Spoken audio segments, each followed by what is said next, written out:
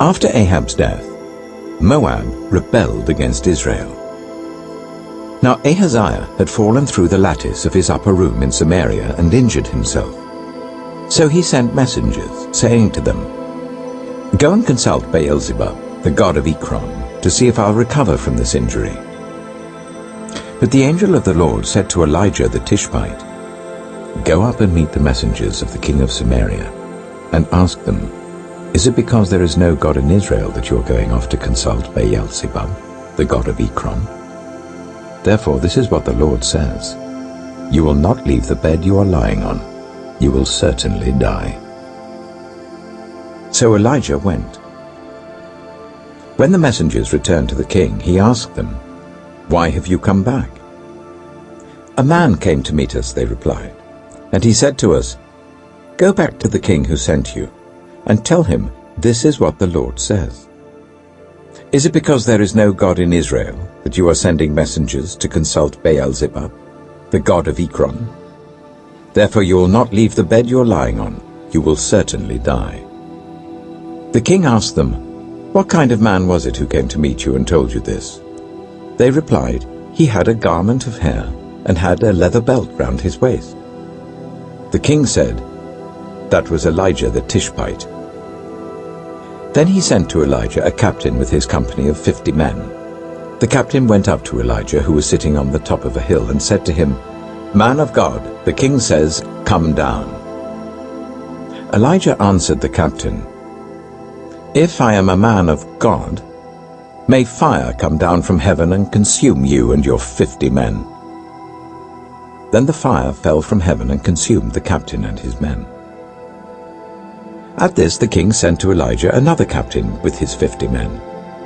The captain said to him, "Man of God, this is what the king says, 'Come down at once.'"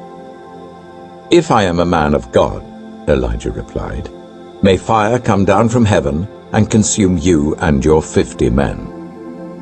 Then the fire of God fell from heaven and consumed him and his 50 men. So the king sent a third captain with his 50 men. This third captain went up and fell on his knees before Elijah. "Man of God," he begged, "please have respect for my life and the lives of these 50 men, your servants. See, fire has fallen from heaven and consumed the first 2 captains and all their men. But now have respect for my life." The angel of the Lord said to Elijah, "Go down with him. Do not be afraid of him." So Elijah got up and went down with him to the king.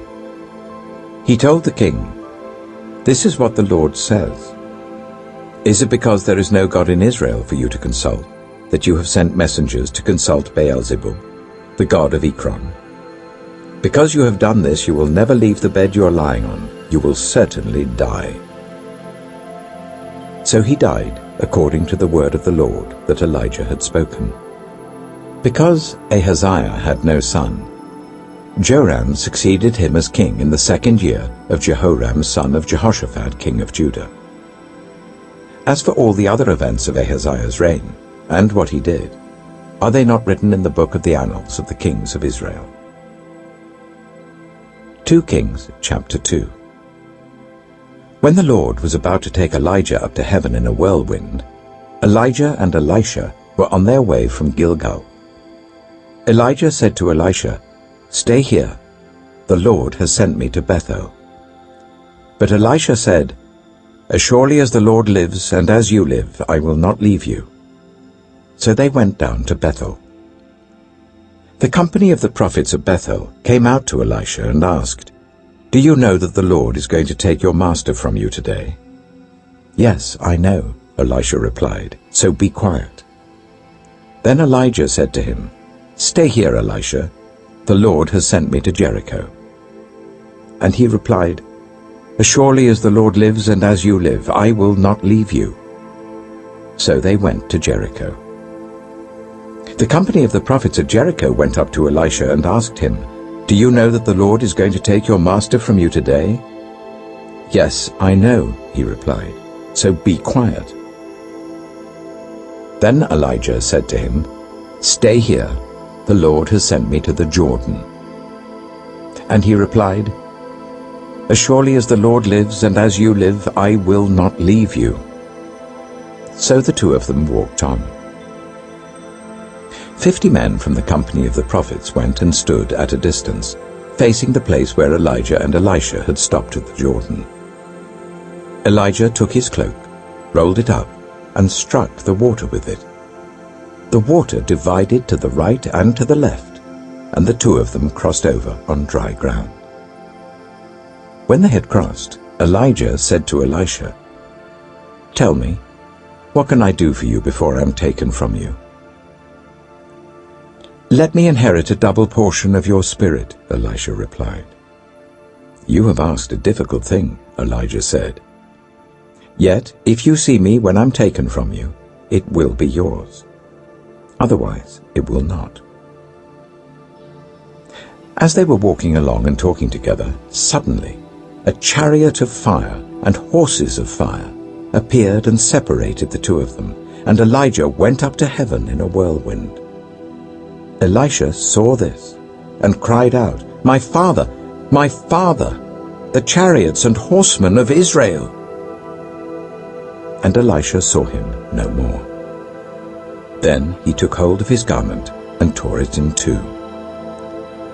Elisha then picked up Elijah's cloak that had fallen from him and went back and stood on the bank of the Jordan. He took the cloak that had fallen from Elijah and struck the water with it. "Where now is the Lord, the God of Elijah?" he asked. When he struck the water, it divided to the right and to the left, and he crossed over. The company of the prophets from Jericho who were watching said, "The spirit of Elijah is resting on Elisha." And they went to meet him and bowed to the ground before him. "Look," they said, "we your servants have 50 able men. Let them go and look for your master. Perhaps the Spirit of the Lord has picked him up and set him down on some mountain or in some valley." "No," Elisha replied, "do not send them." But they persisted until he was too embarrassed to refuse. So he said, "Send them." And they sent 50 men who searched for 3 days but did not find him. When they returned to Elisha, who was staying in Jericho, he said to them, "Didn't I tell you not to go?" The people of the city said to Elisha, "Look, our lord, this town is well situated, as you can see, but the water is bad and the land is unproductive. Bring me a new bowl," he said, "and put salt in it." So they brought it to him. Then he went out to the spring and threw the salt into it, saying, "This is what the Lord says, I have healed this water. Never again will it cause death or make the land unproductive." And the water has remained pure to this day, according to the word Elisha had spoken. From there, Elisha went up to Bethel. As he was walking along the road, some boys came out of the town and jeered at him. "Get out of here, Baldy," they said. "Get out of here, Baldy." He turned round, looked at them, and called down a curse on them in the name of the Lord. Then 2 bears came out of the woods and mauled 42 of the boys. And he went on to Mount Carmel, and from there returned to Samaria. 2 Kings, chapter 3. Joram, son of Ahab, became king of Israel in Samaria in the 18th year of Jehoshaphat, king of Judah, and he reigned for 12 years. He did evil in the eyes of the Lord, but not as his father and mother had done. He got rid of the sacred stone of Baal that his father had made. Nevertheless, he clung to the sins of Jeroboam, son of Nebat, which he had caused Israel to commit. He did not turn away from them. Now Mesha, king of Moab, raised sheep, and he had to pay the king of Israel a tribute of 100,000 lambs and the wool of 100,000 rams. But after Ahab died, the king of Moab rebelled against the king of Israel. So at that time King Joram set out from Samaria and mobilized all Israel. He also sent this message to Jehoshaphat, king of Judah. "The king of Moab has rebelled against me. Will you go with me to fight against Moab?" "I will go with you," he replied. "I am as you are, my people as your people, my horses as your horses." "By what route shall we attack?" he asked. "Through the desert of Edom," he answered. So the king of Israel set out with the king of Judah and the king of Edom. After a roundabout march of 7 days, the army had no more water for themselves or for the animals with them. "What?" exclaimed the king of Israel. "Has the Lord called us 3 kings together, only to deliver us into the hands of Moab?" But Jehoshaphat asked, "Is there no prophet of the Lord here, through whom we may inquire of the Lord?" An officer of the king of Israel answered, "Elisha, son of Shaphat, is here. He used to pour water on the hands of Elijah." Jehoshaphat said, "The word of the Lord is with him." So the king of Israel and Jehoshaphat and the king of Edom went down to him. Elisha said to the king of Israel, "Why do you want to involve me? Go to the prophets of your father and the prophets of your mother." "No," the king of Israel answered, "because it was the Lord who called us 3 kings together to deliver us into the hands of Moab." Elisha said, "As surely as the Lord Almighty lives, whom I serve, if I did not have respect for the presence of Jehoshaphat, king of Judah, I would not pay any attention to you. But now, bring me a harpist." While the harpist was playing, the hand of the Lord came on Elisha, and he said, "This is what the Lord says. I will fill this valley with pools of water. For this is what the Lord says. You will see neither wind nor rain. Yet this valley will be filled with water, and you, your cattle, and your other animals will drink. This is an easy thing in the eyes of the Lord. He will also deliver Moab into your hands. You will overthrow every fortified city and every major town. You will cut down every good tree, pluck up all the springs, and ruin every good field with stones." The next morning, about the time for offering the sacrifice, there it was, water flowing from the direction of Edom, and the land was filled with water. Now all the Moabites had heard that the kings had come to fight against them, so every man, young and old, who could bear arms, was called up and stationed on the border. When they got up early in the morning, the sun was shining on the water. To the Moabites across the way, the water looked red, like blood. "That's blood," they said. "Those kings must have fought and slaughtered each other. Now to the plunder, Moab." But when the Moabites came to the camp of Israel, the Israelites rose up and fought them until they fled, and the Israelites invaded the land and slaughtered the Moabites. They destroyed the towns, and each man threw a stone on every good field until it was covered. They stopped up all the springs and cut down every good tree. Only Kir-Hareseth was left with its stones in place, but men armed with slings surrounded it and attacked it. When the king of Moab saw that the battle had gone against him, he took with him 700 swordsmen to break through to the king of Edom, but they failed. Then he took his firstborn son, who was to succeed him as king, and offered him as a sacrifice on the city wall. The fury against Israel was great. They withdrew and returned to their own land. 2 Kings chapter 4. The wife of a man from the company of the prophets cried out to Elisha, "Your servant, my husband, is dead, and you know that he revered the Lord. But now his creditor is coming to take my 2 boys as his slaves." Elisha replied to her, "How can I help you? Tell me, what do you have in your house?"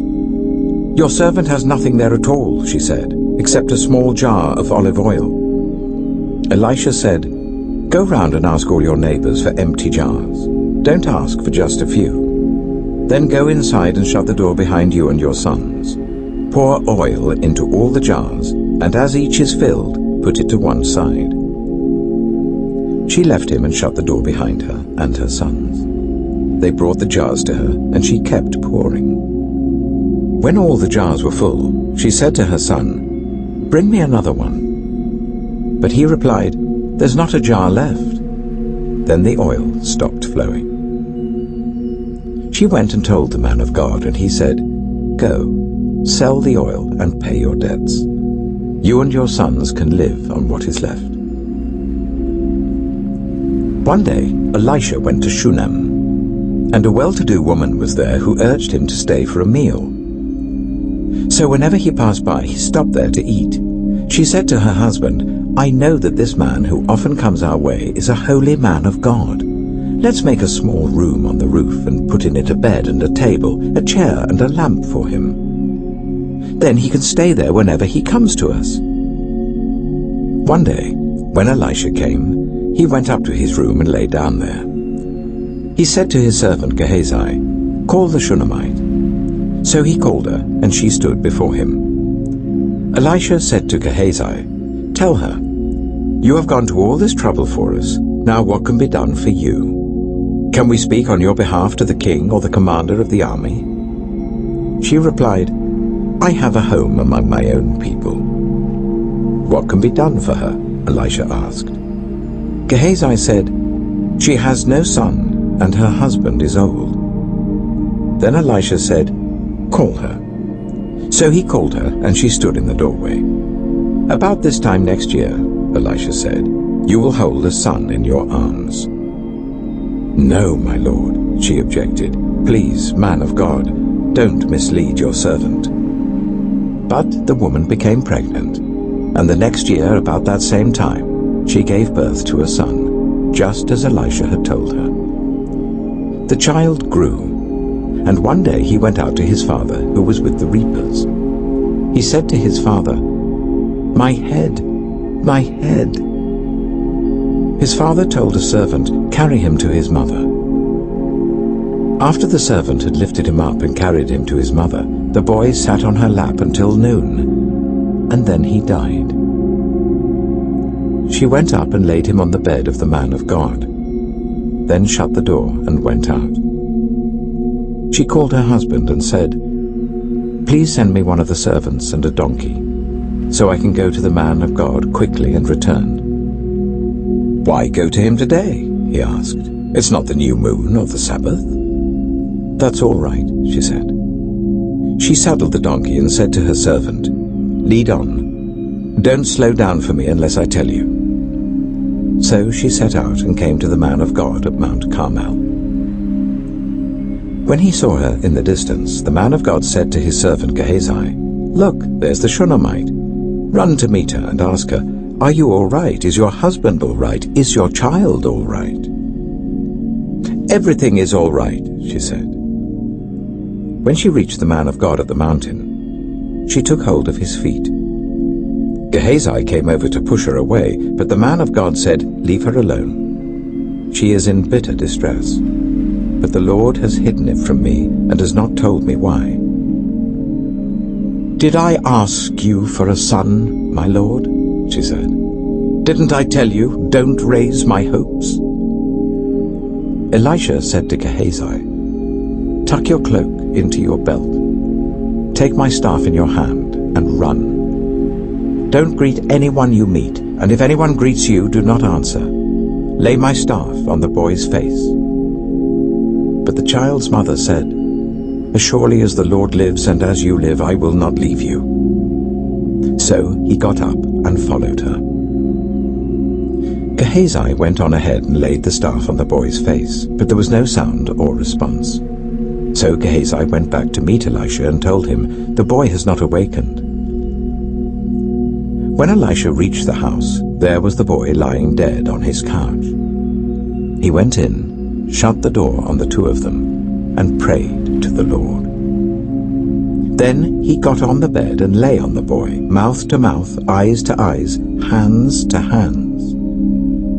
As he stretched himself out on him, the boy's body grew warm. Elisha turned away and walked back and forth in the room, and then got onto the bed and stretched out on him once more. The boy sneezed 7 times and opened his eyes. Elisha summoned Gehazi and said, "Call the Shunammite," and he did. When she came, he said, "Take your son." She came in, fell at his feet and bowed to the ground. Then she took her son and went out. Elisha returned to Gilgal, and there was a famine in that region. While the company of the prophets was meeting with him, he said to his servant, "Put on the large pot and cook some stew for these prophets." One of them went out into the fields to gather herbs and found a wild gourd plant and picked as many of its gourds as his garment could hold. When he returned, he cut them up into the pot of stew, though no one knew what they were. The stew was poured out for the men, but as they began to eat it, they cried out, "Man of God, there is death in the pot!" And they could not eat it.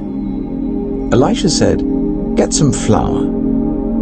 He put it into the pot and said, "Serve it to the people to eat." And there was nothing harmful in the pot.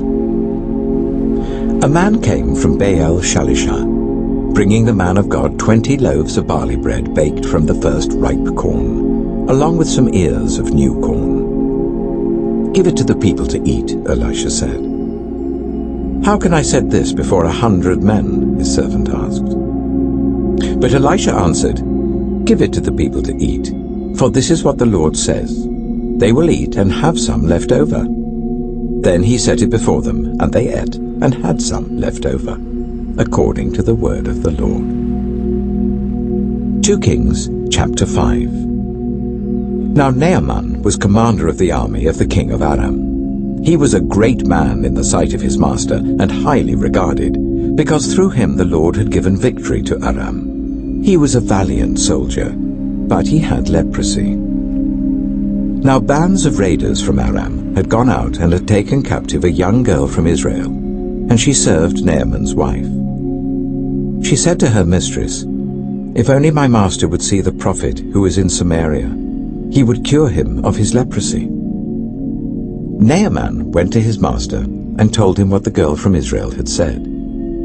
"By all means go," the king of Aram replied. "I will send a letter to the king of Israel." So Naaman left, taking with him 10 talents of silver, 6,000 shekels of gold, and 10 sets of clothing.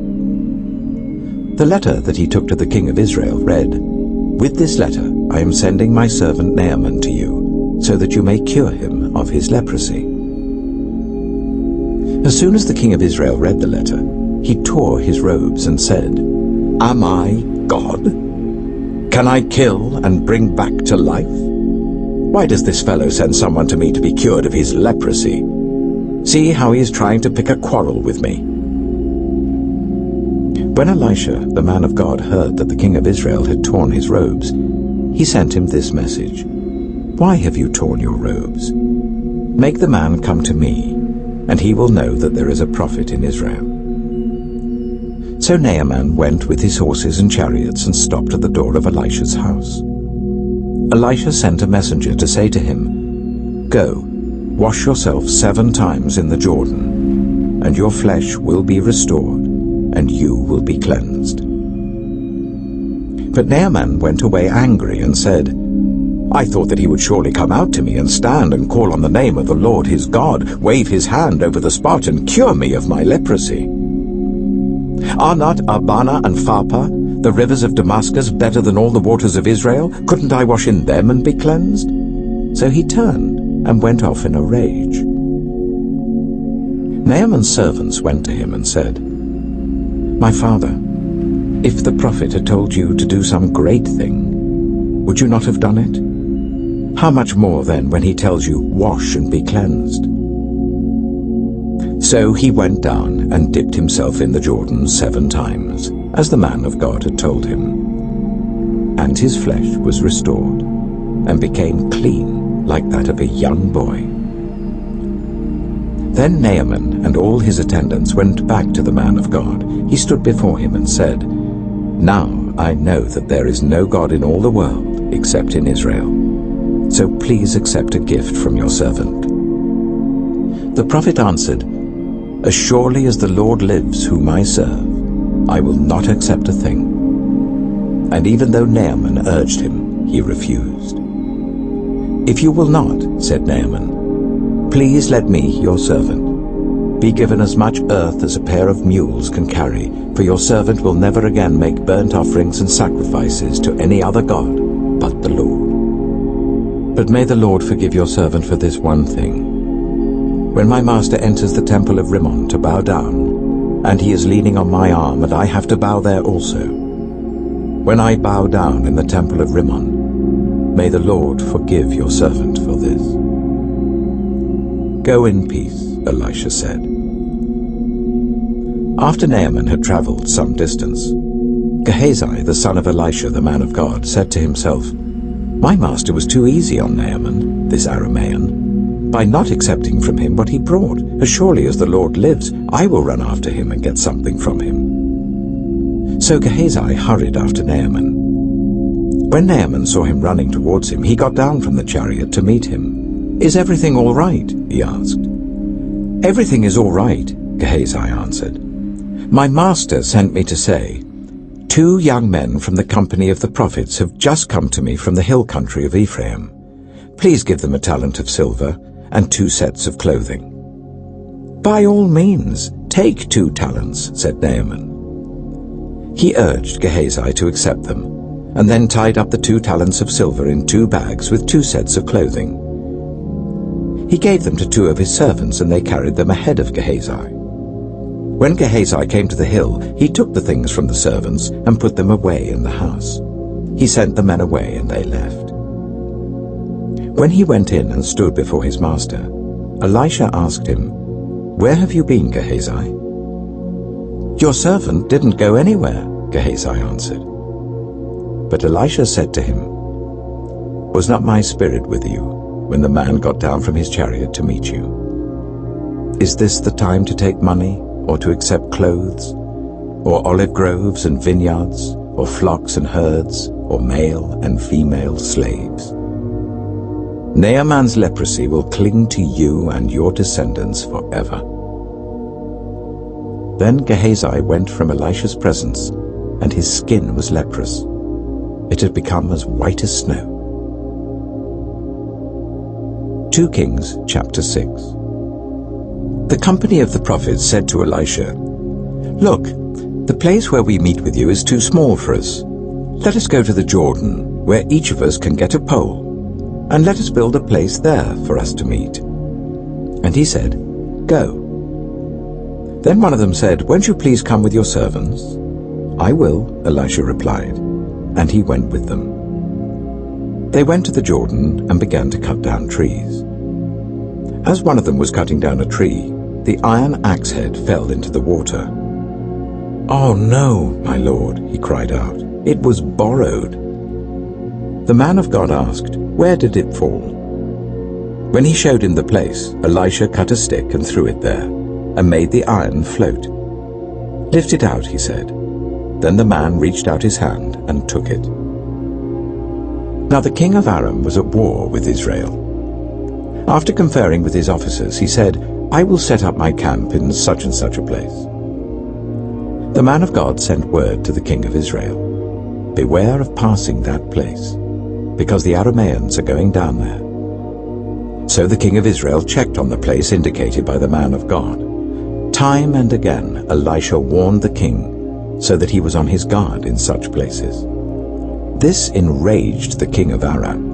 He summoned his officers and demanded of them, "Tell me, which of us is on the side of the king of Israel?"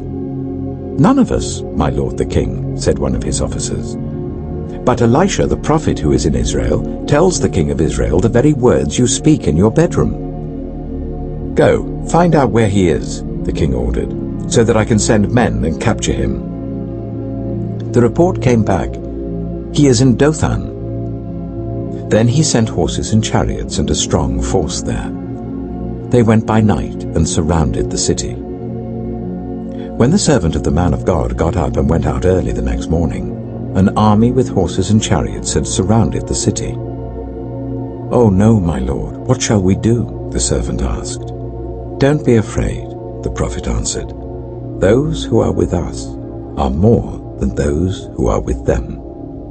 And Elisha prayed, "Open his eyes, Lord, so that he may see."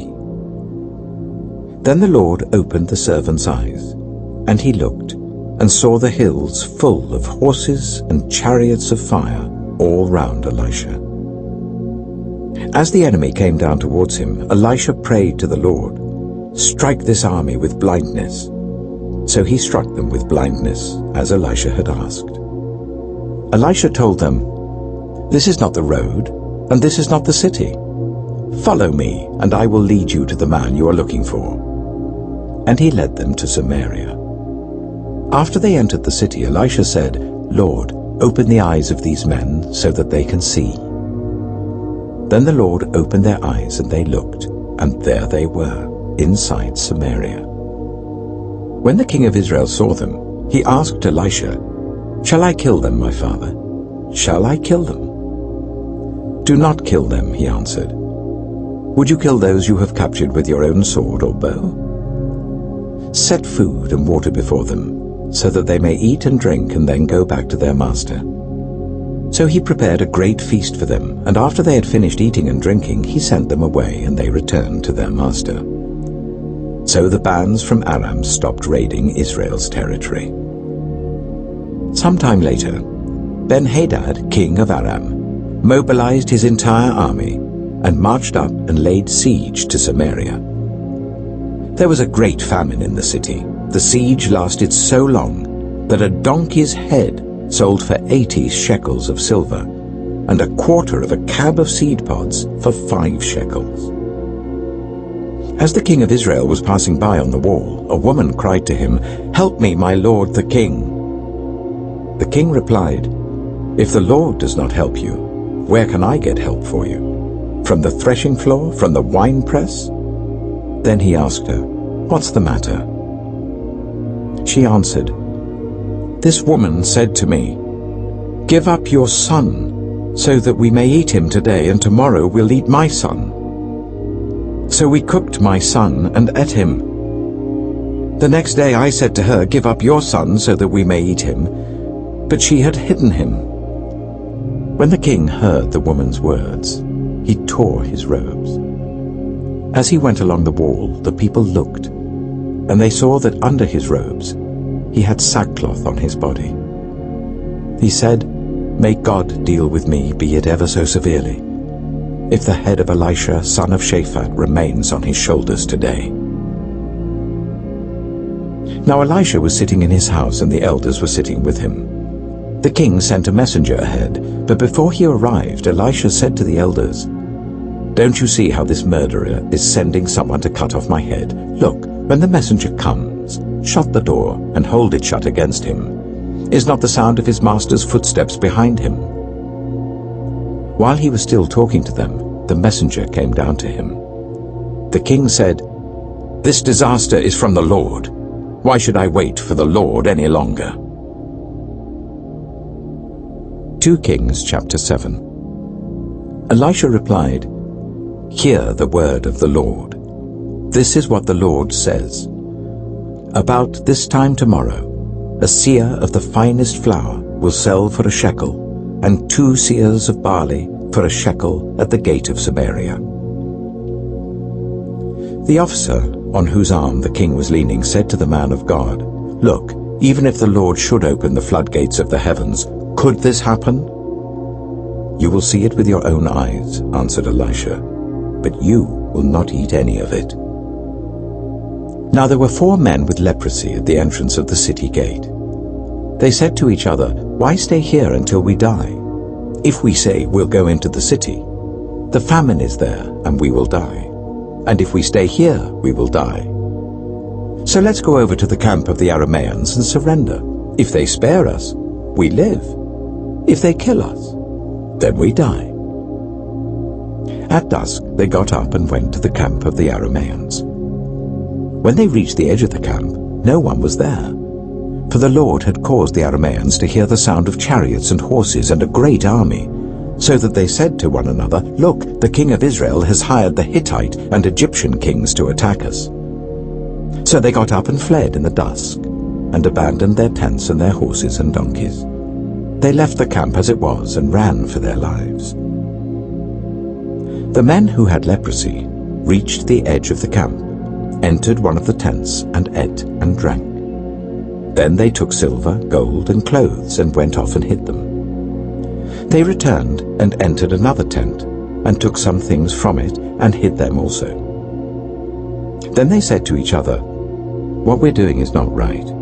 This is a day of good news and we're keeping it to ourselves. If we wait until daylight, punishment will overtake us. Let's go at once and report this to the royal palace." So they went and called out to the city gatekeepers and told them, "We went into the Aramean camp, and no one was there, not a sound of anyone. Only tethered horses and donkeys, and the tents left just as they were." The gatekeepers shouted the news, and it was reported within the palace. The king got up in the night and said to his officers, "I will tell you what the Arameans have done to us. They know we are starving, so they have left the camp to hide in the countryside, thinking they will surely come out, and then we will take them alive and get into the city." One of his officers answered, "Make some men take 5 of the horses that are left in the city. Their plight will be like that of all the Israelites left here. Yes, they will only be like all these Israelites who are doomed. So let us send them to find out what happened." So they selected 2 chariots with their horses, and the king sent them after the Aramean army. He commanded the drivers, "Go and find out what has happened." They followed them as far as the Jordan, and they found the whole road strewn with the clothing and equipment the Arameans had thrown away in their headlong flight. So the messengers returned and reported to the king. Then the people went out and plundered the camp of the Arameans. So a seah of the finest flour sold for a shekel, and 2 seahs of barley sold for a shekel, as the Lord had said. Now the king had put the officer on whose arm he leaned in charge of the gate. And the people trampled him in the gateway, and he died, just as the man of God had foretold when the king came down to his house.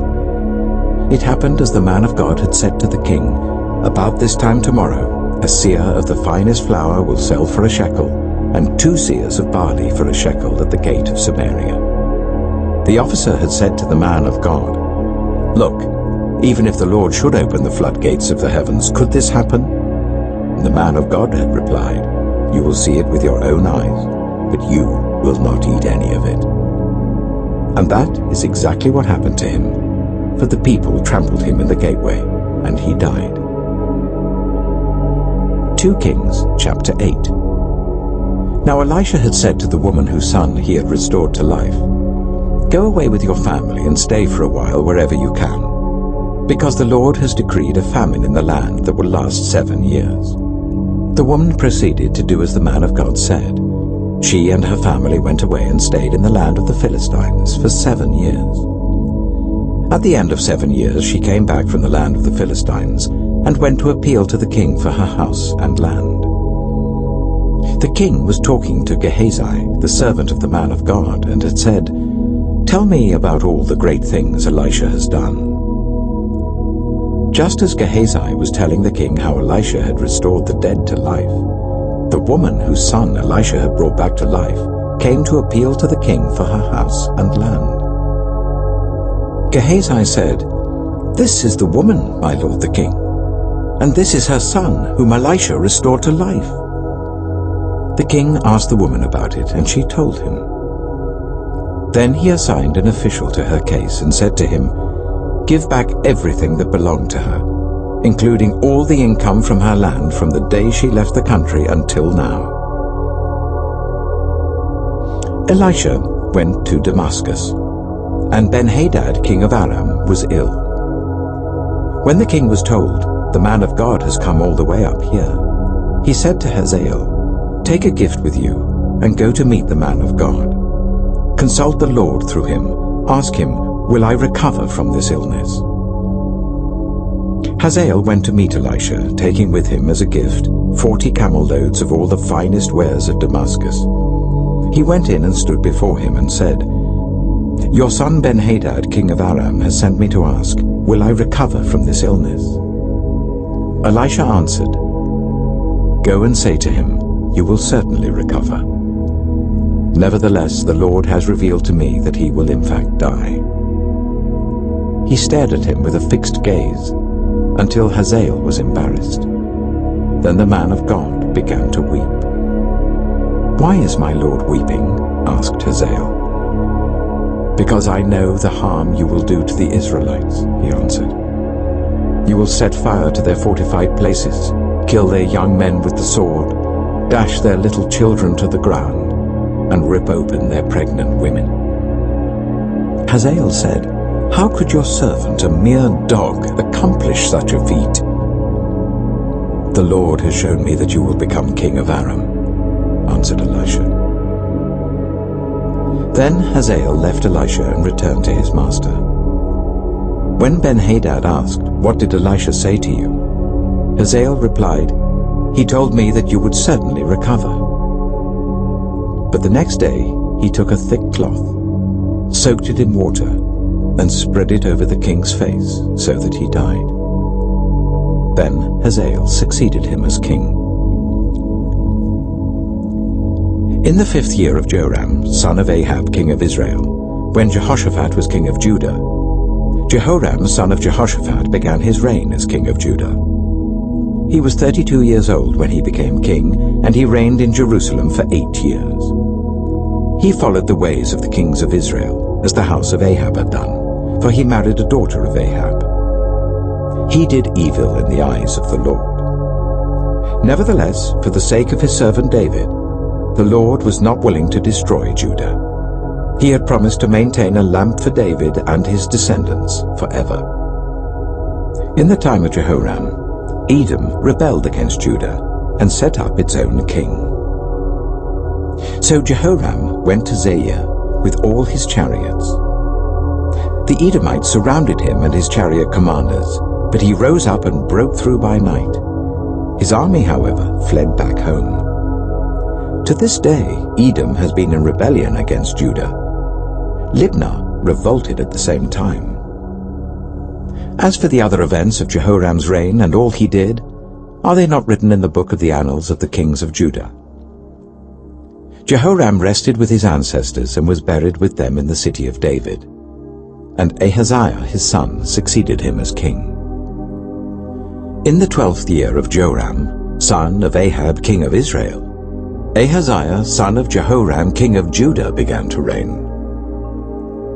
Ahaziah was 22 years old when he became king, and he reigned in Jerusalem for 1 year. His mother's name was Athaliah, a granddaughter of Omri, king of Israel.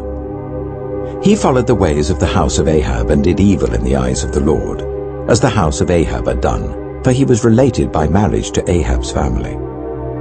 Ahaziah went with Joram, son of Ahab, to war against Hazael, king of Aram, at Ramoth-Gilead. The Arameans wounded Joram. So King Joram returned to Jezreel to recover from the wounds the Arameans had inflicted on him at Ramoth in his battle with Hazael, king of Aram. Then Ahaziah, son of Jehoram, king of Judah, went down to Jezreel to see Joram, son of Ahab, because he'd been wounded. 2 Kings chapter 9. The prophet Elisha summoned a man from the company of the prophets and said to him, "Tuck your cloak into your belt, take this flask of olive oil with you, and go to Ramoth-Gilead. When you get there, look for Jehu, son of Jehoshaphat, the son of Nimshi. Go to him, get him away from his companions, and take him into an inner room.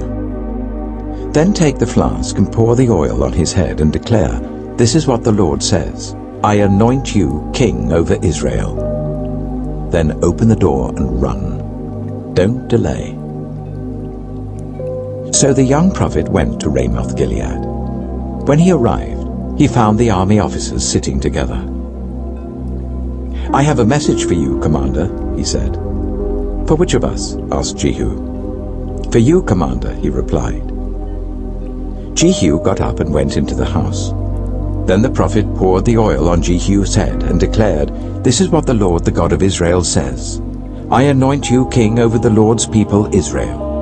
You are to destroy the house of Ahab your master, and I will avenge the blood of my servants the prophets and the blood of all the Lord's servants shed by Jezebel. The whole house of Ahab will perish. I will cut off from Ahab every last male in Israel, slave or free.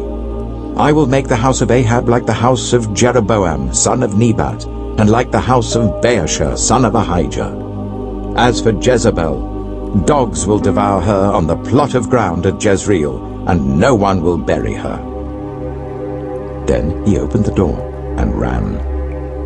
When Jehu went out to his fellow officers, one of them asked, "Is everything all right? Why did this maniac come to you?" "You know the man and the sort of things he says," Jehu replied. "That's not true," they said. "Tell us." Jehu said, "Here is what he told me.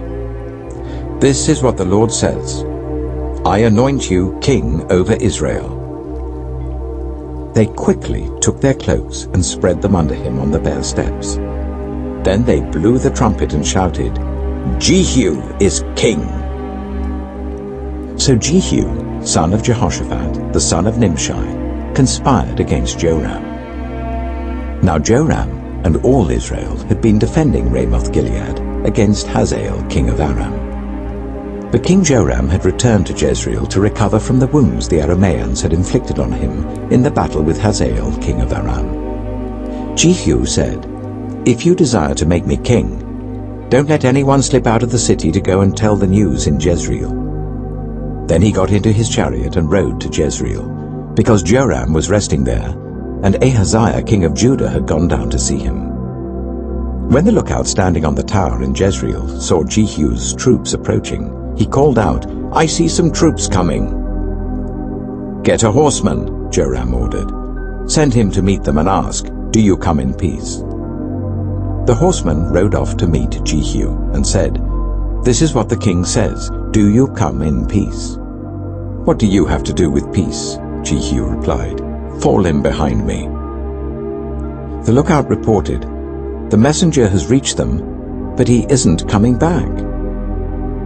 So the king sent out a second horseman. When he came to them, he said, "This is what the king says, 'Do you come in peace?'"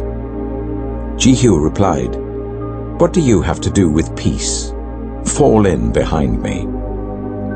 The lookout reported, "He has reached them, but he isn't coming back either. The driving is like that of Jehu, son of Nimshi. He drives like a maniac."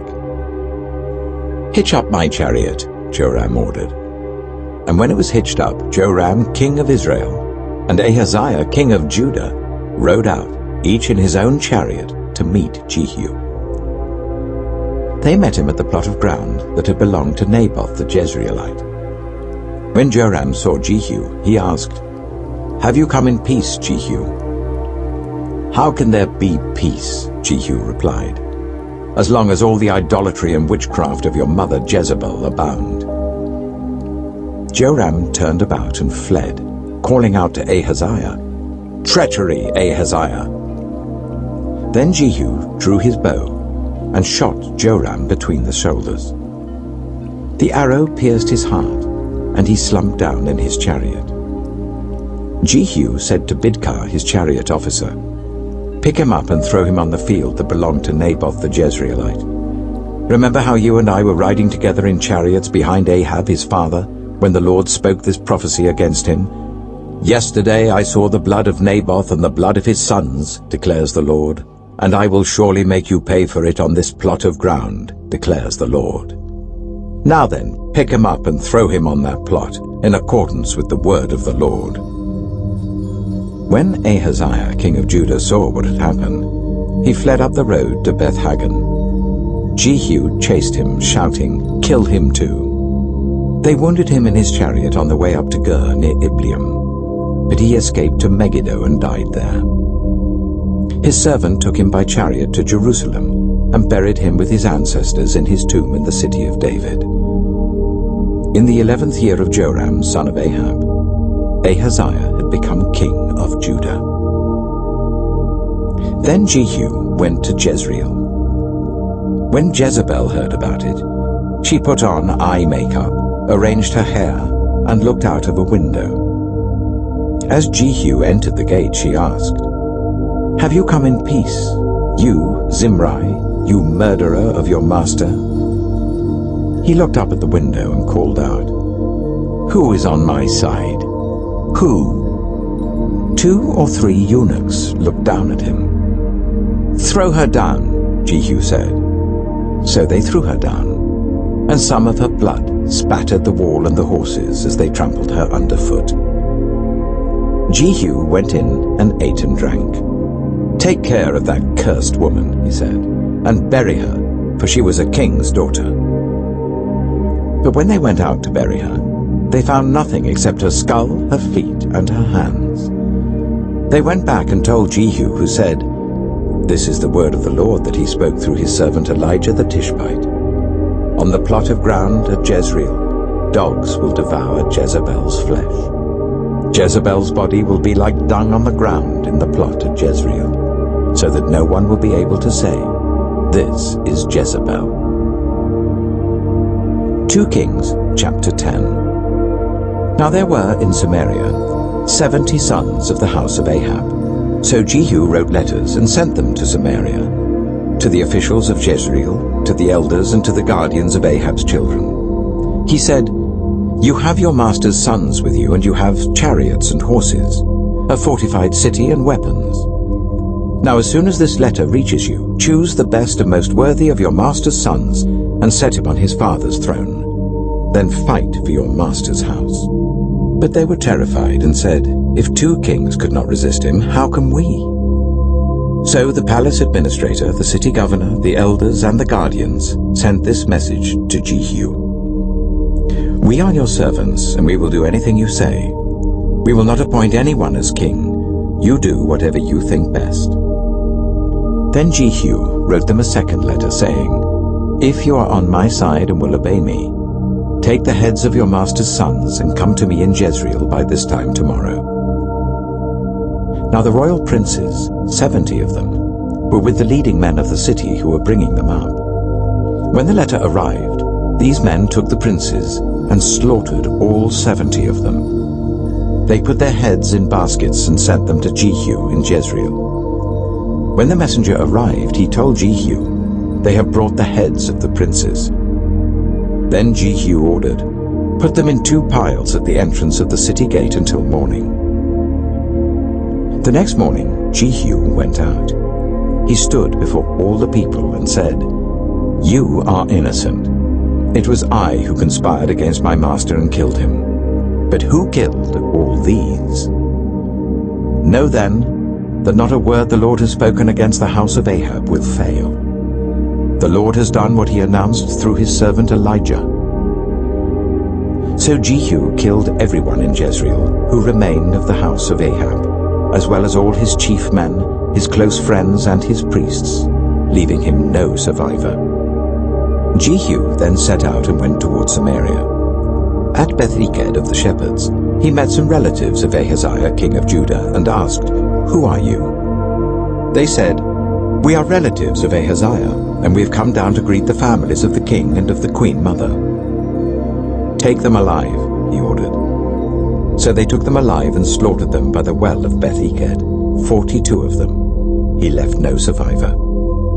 After he left there, he came upon Jehonadab, son of Rechab, who was on his way to meet him. Jehu greeted him and said, "Are you in accord with me, as I am with you?" "I am," Jehonadab answered. "If so," said Jehu, "give me your hand." So he did, and Jehu helped him up into the chariot. Jehu said, "Come with me and see my zeal for the Lord." Then he made him ride in his chariot. When Jehu came to Samaria, he killed all who were left there of Ahab's family. He destroyed them, according to the word of the Lord spoken to Elijah. Then Jehu brought all the people together and said to them, "Ahab served Baal a little. Jehu will serve him much. Now summon all the prophets of Baal, all his servants and all his priests. See that no one is missing, because I am going to hold a great sacrifice for Baal. Anyone who fails to come will no longer live." But Jehu was acting deceptively in order to destroy the servants of Baal. Jehu said, "Call an assembly in honor of Baal." So they proclaimed it. Then he sent word throughout Israel, and all the servants of Baal came. Not one stayed away. They crowded into the temple of Baal until it was full from one end to the other. And Jehu said to the keeper of the wardrobe, "Bring robes for all the servants of Baal." So he brought out robes for them. Then Jehu and Jehonadab, son of Rechab, went into the temple of Baal. Jehu said to the servants of Baal, "Look around and see that no one who serves the Lord is here with you, only servants of Baal." So they went in to make sacrifices and burnt offerings. Now Jehu had posted 80 men outside with this warning: "If one of you lets any of the men I am placing in your hands escape, it will be your life for his life." As soon as Jehu had finished making the burnt offering, he ordered the guards and officers, "Go in and kill them. Let no one escape." So they cut them down with the sword. The guards and officers threw the bodies out and then entered the inner shrine of the temple of Baal. They brought the sacred stone out of the temple of Baal and burned it. They demolished the sacred stone of Baal and tore down the temple of Baal, and people have used it for a latrine to this day. So Jehu destroyed Baal worship in Israel. However, he did not turn away from the sins of Jeroboam son of Nebat, which he had caused Israel to commit, the worship of the golden calves at Bethel and Dan.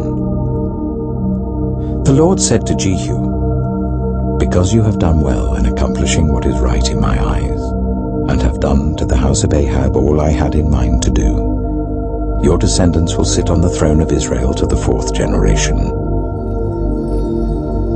Yet Jehu was not careful to keep the law of the Lord, the God of Israel, with all his heart. He did not turn away from the sins of Jeroboam, which he had caused Israel to commit. In those days, the Lord began to reduce the size of Israel. Hazael overpowered the Israelites throughout their territory east of the Jordan in all the land of Gilead, the region of Gad, Reuben, and Manasseh, from Aroer by the Arnon Gorge through Gilead to Bashan. As for the other events of Jehu's reign, all he did and all his achievements, are they not written in the book of the annals of the kings of Israel? Jehu rested with his ancestors and was buried in Samaria, and Jehoahaz his son succeeded him as king. The time that Jehu reigned over Israel in Samaria was 28 years. 2 Kings chapter 11. When Athaliah, the mother of Ahaziah, saw that her son was dead, she proceeded to destroy the whole royal family. But Jehosheba, the daughter of King Jehoram and sister of Ahaziah, took Joash son of Ahaziah and stole him away from among the royal princes who were about to be murdered. She put him and his nurse in a bedroom to hide him from Athaliah, so he was not killed.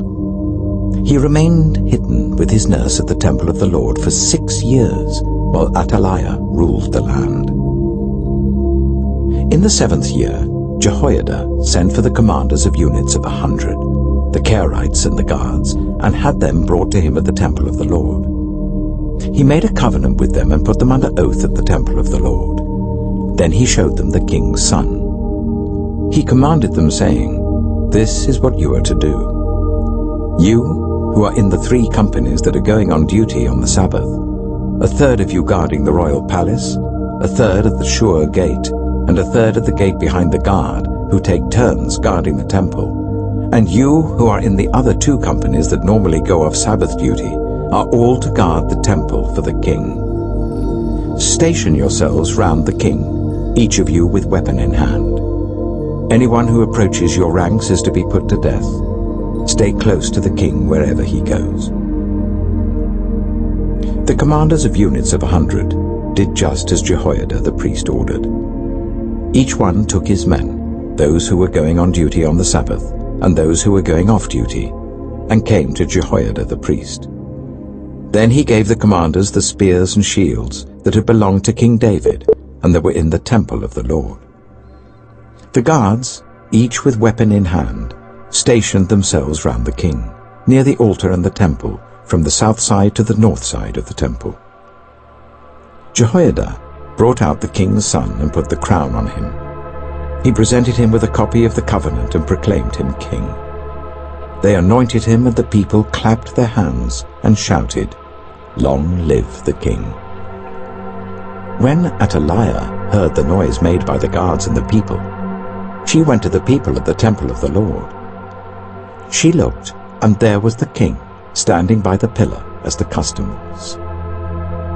The officers and the trumpeters were beside the king, and all the people of the land were rejoicing and blowing trumpets. Then Athaliah tore her robes and called out, "Treason! Treason!" Jehoiada the priest ordered the commanders of units of 100 who were in charge of the troops, "Bring her out between the ranks and put to the sword anyone who follows her." For the priest had said, "She must not be put to death in the temple of the Lord." So they seized her as she reached the place where the horses enter the palace grounds, and there she was put to death.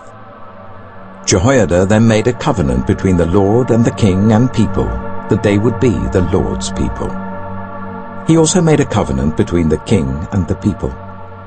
All the people of the land went to the temple of Baal and tore it down. They smashed the altars and idols to pieces and killed Mattan, the priest of Baal, in front of the altars. Then Jehoiada the priest posted guards at the temple of the Lord. He took with him the commanders of hundreds, the Kerites, the guards, and all the people of the land, and together they brought the king down from the temple of the Lord, and went into the palace, entering by way of the gate of the guards. The king then took his place on the royal throne. All the people of the land rejoiced, and the city was calm, because Athaliah had been slain with the sword at the palace. Joash was 7 years old when he began his reign. 2 Kings chapter 12. In the 7th year of Jehu, Joash became king, and he reigned in Jerusalem for 40 years. His mother's name was Zibiah. She was from Beersheba. Joash did what was right in the eyes of the Lord all the years Jehoiada the priest instructed him. The high places, however, were not removed. The people continued to offer sacrifices and burn incense there. Joash said to the priests, "Collect all the money that is brought as sacred offerings to the temple of the Lord, the money collected in the census, the money received from personal vows, and the money brought voluntarily to the temple. Let every priest receive the money from one of the treasurers, then use it to repair whatever damage is found in the temple." But by the 23rd year of King Joash, the priests still had not repaired the temple. Therefore King Joash summoned Jehoiada the priest and the other priests and asked them, "Why aren't you repairing the damage done to the temple? Take no more money from your treasurers, but hand it over for repairing the temple." The priests agreed that they would not collect any more money from the people, and that they would not repair the temple themselves. Jehoiada the priest took a chest and bored a hole in its lid. He placed it beside the altar on the right side as one enters the temple of the Lord. The priests who guarded the entrance put into the chest all the money that was brought to the temple of the Lord. Whenever they saw that there was a large amount of money in the chest, the royal secretary and the high priest came, counted the money that had been brought into the temple of the Lord, and put it into bags. When the amount had been determined, they gave the money to the men appointed to supervise the work on the temple. With it, they paid those who worked on the temple of the Lord, the carpenters and builders, the masons and stone cutters. They purchased timber and blocks of dressed stone for the repair of the temple of the Lord, and met all the other expenses of restoring the temple. The money brought into the temple was not spent for making silver basins, wick trimmers, sprinkling bowls, trumpets, or any other articles of gold or silver for the temple of the Lord. It was paid to the workers, who used it to repair the temple. They did not require an accounting from those to whom they gave the money to pay the workers, because they acted with complete honesty. The money from the guilt offerings and sin offerings was not brought into the temple of the Lord. It belonged to the priests. About this time, Hazael, king of Aram, went up and attacked Gath and captured it. Then he turned to attack Jerusalem. But Joash, king of Judah, took all the sacred objects dedicated by his predecessors, Jehoshaphat, Jehoram, and Ahaziah, the kings of Judah, and the gifts he himself had dedicated, and all the gold found in the treasuries of the temple of the Lord and of the royal palace. And he sent them to Hazael, king of Aram, who then withdrew from Jerusalem. As for the other events of the reign of Joash and all he did, are they not written in the book of the annals of the kings of Judah? His officials conspired against him and assassinated him at Beth Millo on the road down to Silla. The officials who murdered him were Jozabad, son of Shimeath, and Jehozabad, son of Shomer. He died and was buried with his ancestors in the city of David, and Amaziah his son succeeded him as king.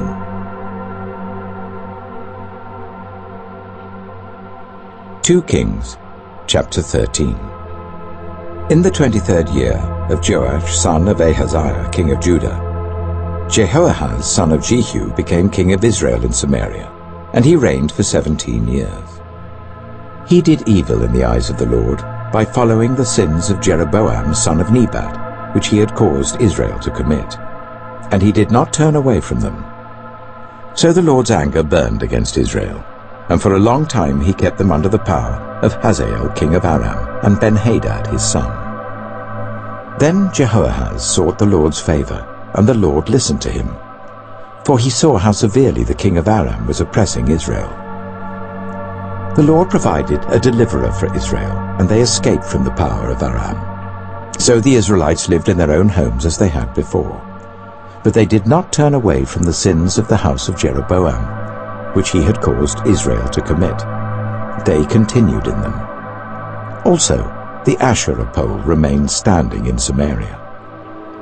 Nothing had been left of the army of Jehoahaz, except 50 horsemen, 10 chariots, and 10,000 foot soldiers, for the king of Aram had destroyed the rest and made them like the dust at threshing time. As for the other events of the reign of Jehoahaz, all he did and his achievements, are they not written in the book of the annals of the kings of Israel? Jehoahaz rested with his ancestors and was buried in Samaria, and Jehoash his son succeeded him as king. In the 37th year of Joash king of Judah, Jehoash, son of Jehoahaz, became king of Israel in Samaria, and he reigned for 16 years. He did evil in the eyes of the Lord, and did not turn away from any of the sins of Jeroboam son of Nebat, which he had caused Israel to commit. He continued in them. As for the other events of the reign of Jehoash, all he did and his achievements, including his war against Amaziah king of Judah, are they not written in the book of the annals of the kings of Israel? Jehoash rested with his ancestors, and Jeroboam succeeded him on the throne. Jehoash was buried in Samaria with the kings of Israel. Now Elisha had been suffering from the illness from which he died. Jehoash, king of Israel, went down to see him and wept over him. my father, he cried, the chariots and horsemen of Israel." Elisha said, "Get a bow and some arrows." And he did so. "Take the bow in your hands," he said to the king of Israel. When he had taken it, Elisha put his hands on the king's hands. "Open the east window," he said, and he opened it. "Shoot," Elisha said, and he shot. "The Lord's arrow of victory, the arrow of victory over Aram," Elisha declared. "You will completely destroy the Arameans at Aphek." Then he said, "Take the arrows," and the king took them. Elisha told him, "Strike the ground." He struck it 3 times and stopped. The man of God was angry with him and said, "You should have struck the ground 5 or 6 times. Then you would have defeated Aram and completely destroyed it. But now you will defeat it only 3 times." Elisha died and was buried. Now Moabite raiders used to enter the country every spring. Once, while some Israelites were burying a man, suddenly they saw a band of raiders, so they threw the man's body into Elisha's tomb. When the body touched Elisha's bones, the man came to life and stood up on his feet. Hazael, king of Aram, oppressed Israel throughout the reign of Jehoahaz. But the Lord was gracious to them and had compassion and showed concern for them because of his covenant with Abraham, Isaac, and Jacob. To this day, he has been unwilling to destroy them or banish them from his presence. Hazael, king of Aram, died, and Ben-Hadad his son succeeded him as king. Then Jehoash, son of Jehoahaz, recaptured from Ben-Hadad, son of Hazael, the towns he had taken in battle from his father Jehoahaz. 3 times Jehoash defeated him, and so he recovered the Israelite towns. 2 Kings chapter 14. In the 2nd year of Jehoash, son of Jehoahaz, king of Israel, Amaziah, son of Joash, king of Judah, began to reign. He was 25 years old when he became king, and he reigned in Jerusalem for 29 years. His mother's name was Jehoaddan. She was from Jerusalem. He did what was right in the eyes of the Lord, but not as his father David had done. In everything he followed the example of his father Joash. The high places, however, were not removed. The people continued to offer sacrifices and burn incense there. After the kingdom was firmly in his grasp, he executed the officials who had murdered his father the king. Yet he did not put the children of the assassins to death. In accordance with what is written in the book of the law of Moses, where the Lord commanded, "Parents are not to be put to death for their children, nor children put to death for their parents. Each will die for their own sin." He was the one who defeated 10,000 Edomites in the Valley of Salt and captured Selah in battle, calling it Joktheel, the name it has to this day. Then Amaziah sent messengers to Jehoash, son of Jehoahaz, the son of Jehu, king of Israel, with the challenge, "Come, let us face each other in battle." But Jehoash, king of Israel, replied to Amaziah, king of Judah, "A thistle in Lebanon sent a message to a cedar in Lebanon. Give your daughter to my son in marriage." Then a wild beast in Lebanon came along and trampled the thistle underfoot. "You have indeed defeated Edom, and now you are arrogant. Glory in your victory, but stay at home. Why ask for trouble and cause your own downfall and that of Judah also?" Amaziah, however, would not listen. So Jehoash, king of Israel, attacked. He and Amaziah, king of Judah, faced each other at Beth-shemesh in Judah. Judah was routed by Israel, and every man fled to his home. Jehoash, king of Israel, captured Amaziah, king of Judah, the son of Joash, the son of Ahaziah, at Beth-shemesh. Then Jehoash went to Jerusalem and broke down the wall of Jerusalem from the Ephraim gate to the corner gate, a section about 400 cubits long. He took all the gold and silver and all the articles found in the temple of the Lord and in the treasuries of the royal palace. He also took hostages and returned to Samaria. As for the other events of the reign of Jehoash, what he did and his achievements, including his war against Amaziah, king of Judah, are they not written in the book of the annals of the kings of Israel? Jehoash rested with his ancestors and was buried in Samaria with the kings of Israel, and Jeroboam his son succeeded him as king. Amaziah, son of Joash, king of Judah, lived for 15 years after the death of Jehoash, son of Jehoahaz, king of Israel.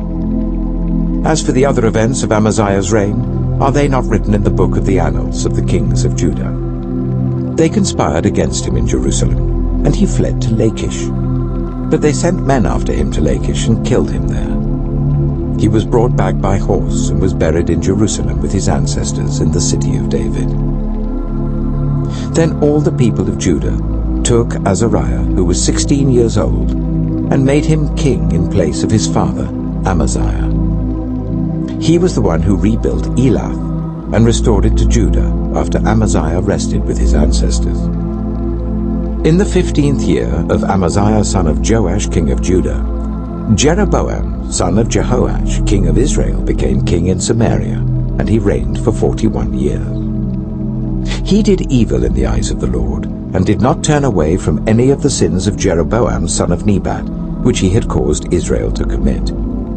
He was the one who restored the boundaries of Israel from Lebo-Hamath to the Dead Sea, in accordance with the word of the Lord, the God of Israel, spoken through his servant Jonah, son of Amittai, the prophet from Gath-hepher.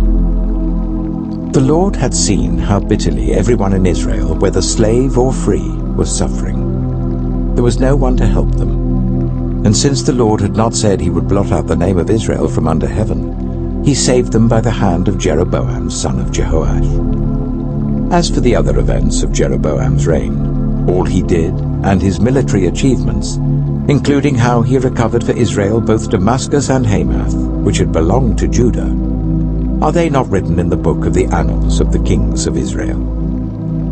Jeroboam rested with his ancestors, the kings of Israel, and Zechariah his son succeeded him as king.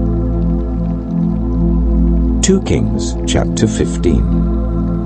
In the 27th year of Jeroboam king of Israel, Azariah son of Amaziah king of Judah began to reign. He was 16 years old when he became king, and he reigned in Jerusalem for 52 years. His mother's name was Jecholiah. She was from Jerusalem. He did what was right in the eyes of the Lord, just as his father Amaziah had done. The high places, however, were not removed. The people continued to offer sacrifices and burn incense there. The Lord afflicted the king with leprosy until the day he died, and he lived in a separate house. Jotham, the king's son, had charge of the palace and governed the people of the land. As for the other events of Azariah's reign, and all he did, are they not written in the book of the annals of the kings of Judah? Azariah rested with his ancestors, and was buried near them in the city of David. And Jotham his son succeeded him as king. In the 38th year of Azariah king of Judah, Zechariah son of Jeroboam became king of Israel in Samaria, and he reigned for 6 months. He did evil in the eyes of the Lord, as his predecessors had done. He did not turn away from the sins of Jeroboam son of Nebat, which he had caused Israel to commit. Shallum son of Jabesh conspired against Zechariah. He attacked him in front of the people, assassinated him, and succeeded him as king. The other events of Zechariah's reign are written in the book of the annals of the kings of Israel. So the word of the Lord spoken to Jehu was fulfilled. Your descendants will sit on the throne of Israel to the 4th generation. Shallum, son of Jabesh, became king in the 39th year of Uzziah, king of Judah, and he reigned in Samaria for 1 month. Then Menahem, son of Gadai, went from Tirzah up to Samaria. He attacked Shallum, son of Jabesh, in Samaria, assassinated him, and succeeded him as king. The other events of Shallum's reign and the conspiracy he led are written in the book of the annals of the kings of Israel. At that time, Menahem, starting out from Tirzah, attacked Tiphsah and everyone in the city and its vicinity, because they refused to open their gates. He sacked Tiphsah and ripped open all the pregnant women. In the 39th year of Azariah king of Judah, Menahem son of Gadai became king of Israel, and he reigned in Samaria for 10 years. He did evil in the eyes of the Lord. During his entire reign, he did not turn away from the sins of Jeroboam son of Nebat, which he had caused Israel to commit. Then Pul, king of Assyria, invaded the land, and Menahem gave him 1,000 talents of silver to gain his support and strengthen his own hold on the kingdom. Menahem exacted this money from Israel. Every wealthy person had to contribute 50 shekels of silver to be given to the king of Assyria. So the king of Assyria withdrew and stayed in the land no longer. As for the other events of Menahem's reign, and all he did, are they not written in the book of the annals of the kings of Israel? Menahem rested with his ancestors, and Pekahiah his son succeeded him as king. In the 50th year of Azariah king of Judah, Pekahiah son of Menahem became king of Israel in Samaria, and he reigned for 2 years. Pekahiah did evil in the eyes of the Lord. He did not turn away from the sins of Jeroboam son of Nebat, which he had caused Israel to commit.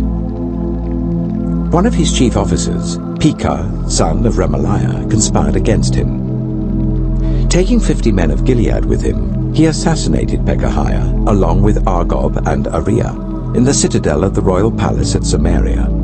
So Pekah killed Pekahiah and succeeded him as king. The other events of Pekahiah's reign and all he did are written in the book of the annals of the kings of Israel. In the 52nd year of Azariah king of Judah, Pekah son of Remaliah became king of Israel in Samaria, and he reigned for 20 years. He did evil in the eyes of the Lord. He did not turn away from the sins of Jeroboam son of Nebat, which he had caused Israel to commit. In the time of Pekah king of Israel, Tiglath-Pileser king of Assyria came and took Ijon, Abel-Beth-Maachah, Jano, Kedesh, and Hazor. He took Gilead and Galilee, including all the land of Naphtali, and deported the people to Assyria.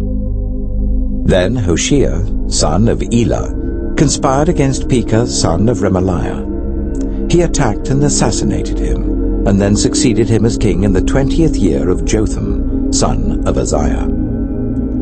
As for the other events of Pekah's reign and all he did, are they not written in the book of the annals of the kings of Israel? In the 2nd year of Pekah, son of Remaliah, king of Israel, Jotham, son of Uzziah, king of Judah, began to reign. He was 25 years old when he became king, and he reigned in Jerusalem for 16 years.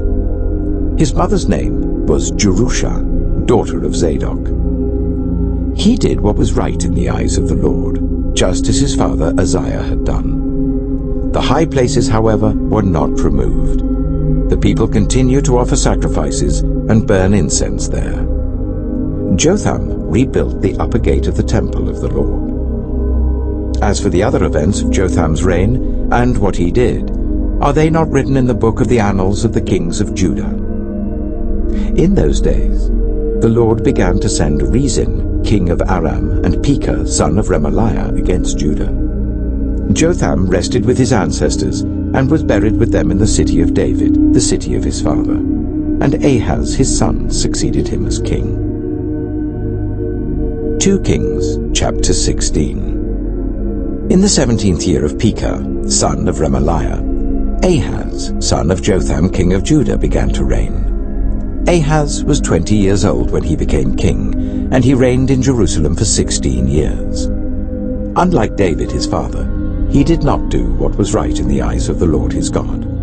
He followed the ways of the kings of Israel, and even sacrificed his son in the fire, engaging in the detestable practices of the nations the Lord had driven out before the Israelites.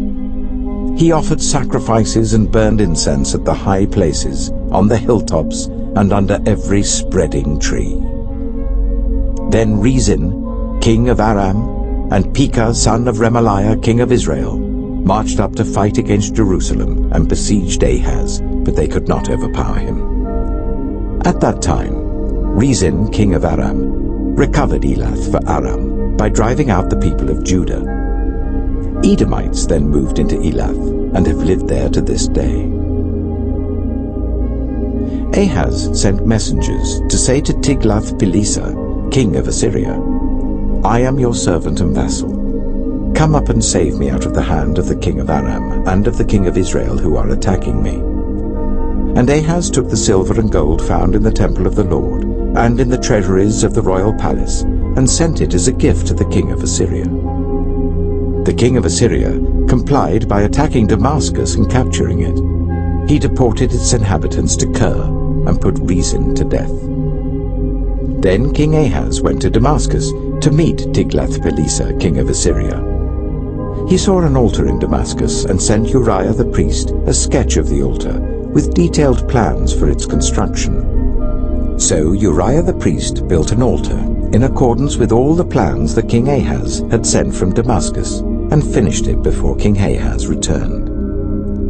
When the king came back from Damascus and saw the altar, he approached it and presented offerings on it. He offered up his burnt offering and grain offering, poured out his drink offering, and splashed the blood of his fellowship offerings against the altar.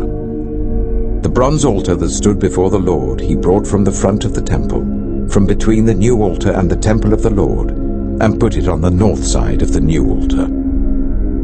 King Ahaz then gave these orders to Uriah the priest.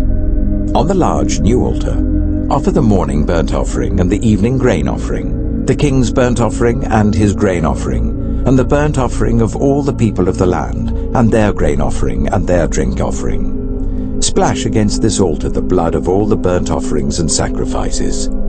But I will use the bronze altar for seeking guidance.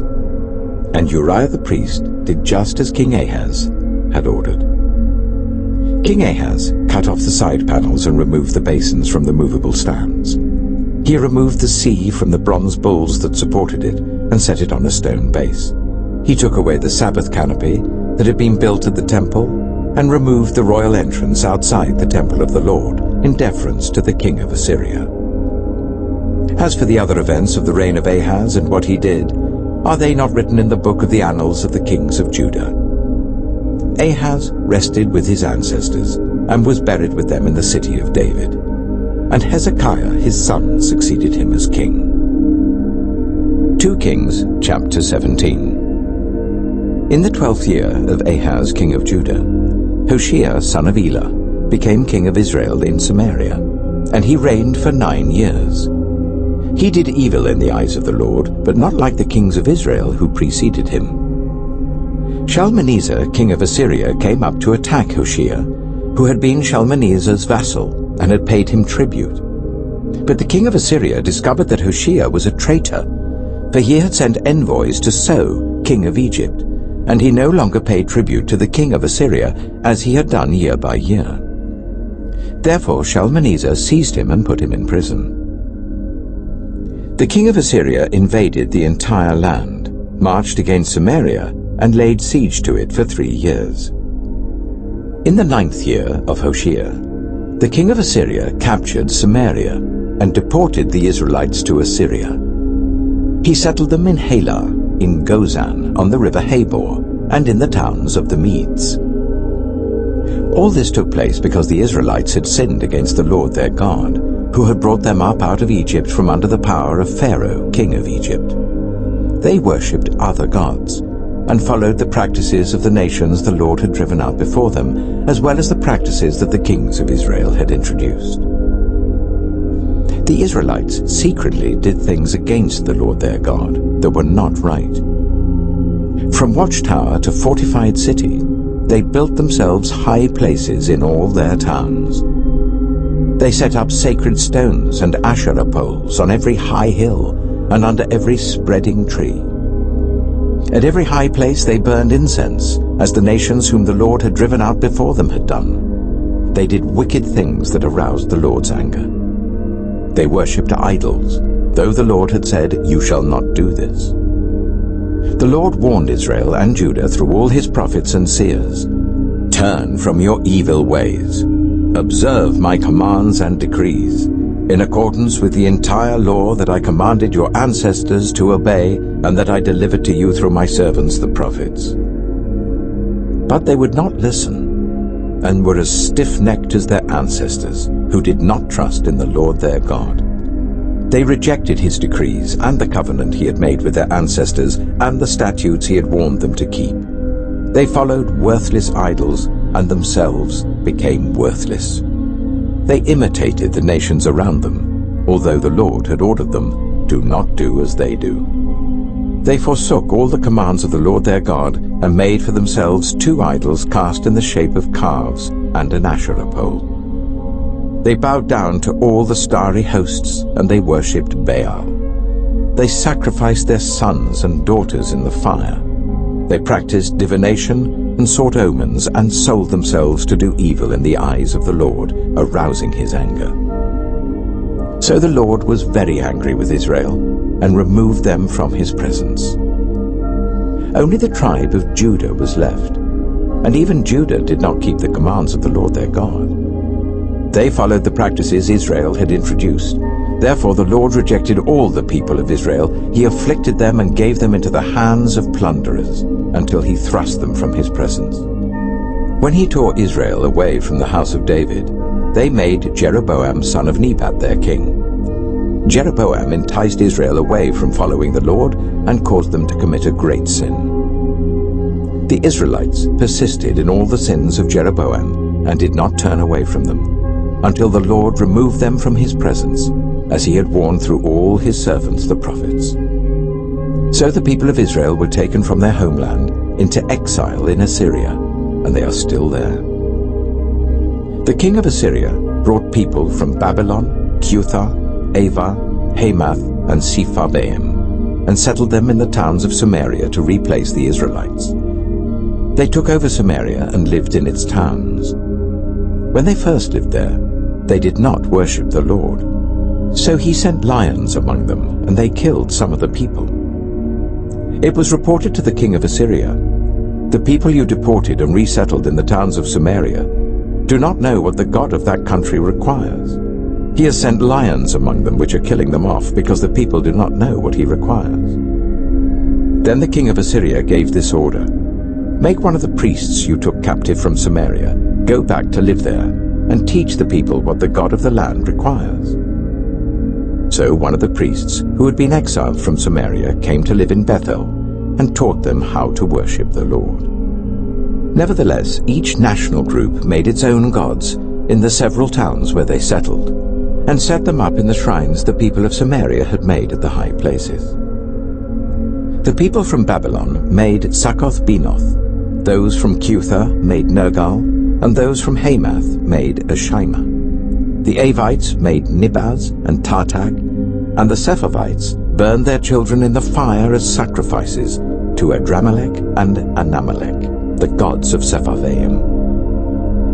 They worshipped the Lord, but they also appointed all sorts of their own people to officiate for them as priests in the shrines at the high places.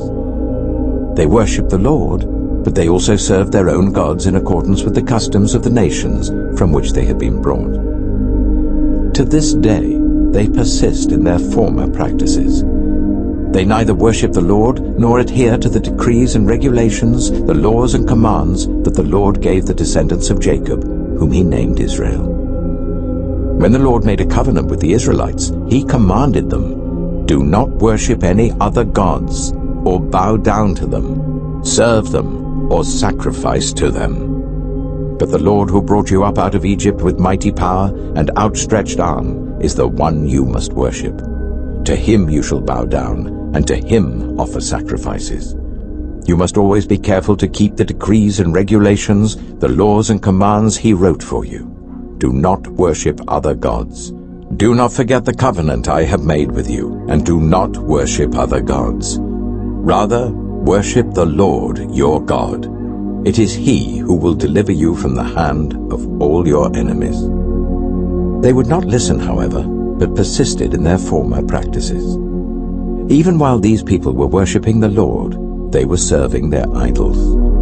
To this day, their children and grandchildren continue to do as their ancestors did. 2 Kings chapter 18. In the 3rd year of Hoshea son of Elah, king of Israel, Hezekiah son of Ahaz, king of Judah, began to reign. He was 25 years old when he became king, and he reigned in Jerusalem for 29 years. His mother's name was Abijah, daughter of Zechariah. He did what was right in the eyes of the Lord, just as his father David had done. He removed the high places, smashed the sacred stones, and cut down the Asherah poles. He broke into pieces the bronze snake Moses had made, for up to that time the Israelites had been burning incense to it. It was called Nehushtan. Hezekiah trusted in the Lord, the God of Israel. There was no one like him among all the kings of Judah, either before him or after him. He held fast to the Lord and did not stop following him. He kept the commands the Lord had given Moses, and the Lord was with him. He was successful in whatever he undertook. He rebelled against the king of Assyria and did not serve him. From watchtower to fortified city, he defeated the Philistines as far as Gaza and its territory. In King Hezekiah's 4th year, which was the 7th year of Hoshea son of Elah, king of Israel, Shalmaneser king of Assyria marched against Samaria and laid siege to it. At the end of 3 years, the Assyrians took it. So Samaria was captured in Hezekiah's 6th year, which was the 9th year of Hoshea, king of Israel. The king of Assyria deported Israel to Assyria and settled them in Halah, in Gozan, on the river Habor, and in the towns of the Medes. This happened because they had not obeyed the Lord their God, but had violated his covenant, all that Moses the servant of the Lord commanded. They neither listened to the commands nor carried them out. In the 14th year of King Hezekiah's reign, Sennacherib, king of Assyria, attacked all the fortified cities of Judah and captured them. So Hezekiah, king of Judah, sent this message to the king of Assyria at Lachish: "I have done wrong. Withdraw from me, and I will pay whatever you demand of me." The king of Assyria exacted from Hezekiah, king of Judah, 300 talents of silver and 30 talents of gold. So Hezekiah gave him all the silver that was found in the temple of the Lord and in the treasuries of the royal palace. At this time, Hezekiah, king of Judah, stripped off the gold with which he had covered the doors and doorposts of the temple of the Lord and gave it to the king of Assyria. The king of Assyria sent his supreme commander, his chief officer, and his field commander with a large army from Lachish to King Hezekiah at Jerusalem. They came up to Jerusalem and stopped at the aqueduct of the upper pool on the road to the washerman's field. They called for the king, and Eliakim, son of Hilkiah, the palace administrator, Shebna, the secretary, and Joah, son of Asaph, the recorder, went out to them. The field commander said to them, "Tell Hezekiah, this is what the great king, the king of Assyria, says. On what are you basing this confidence of yours? You say you have the counsel and the might for war, but you speak only empty words. On whom are you depending that you rebel against me? Look, I know you are depending on Egypt, that splintered reed of a staff, which pierces the hand of anyone who leans on it. Such is Pharaoh, king of Egypt, to all who depend on him. But if you say to me, 'We are depending on the Lord our God,' isn't he the one whose high places and altars Hezekiah removed, saying to Judah and Jerusalem, 'You must worship before this altar in Jerusalem'? Come now, make a bargain with my master, the king of Assyria. I will give you 2,000 horses, if you can put riders on them. How can you repulse one officer of the least of my master's officials, even though you are depending on Egypt for chariots and horsemen?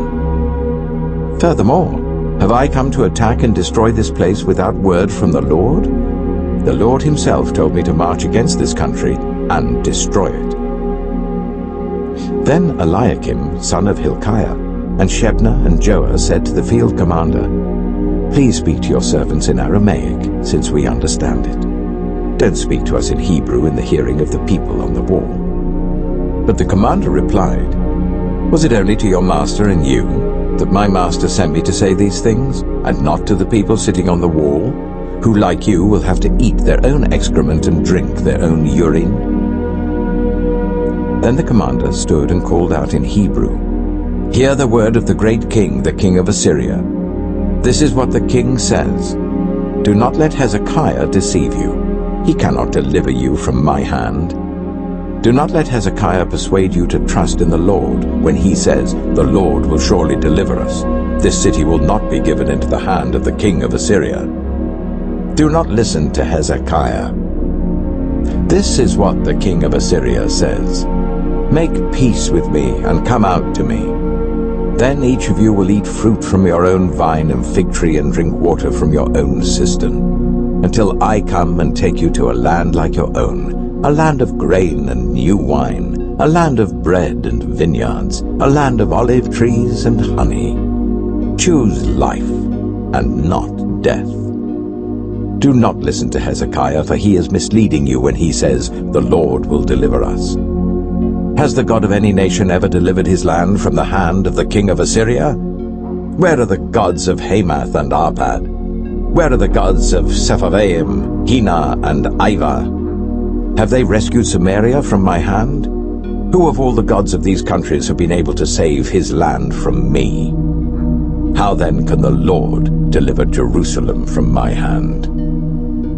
But the people remained silent and said nothing in reply, because the king had commanded, "Do not answer him." Then Eliakim, son of Hilkiah the palace administrator, Shebna the secretary, and Joah son of Asaph the recorder went to Hezekiah with their clothes torn and told him what the field commander had said.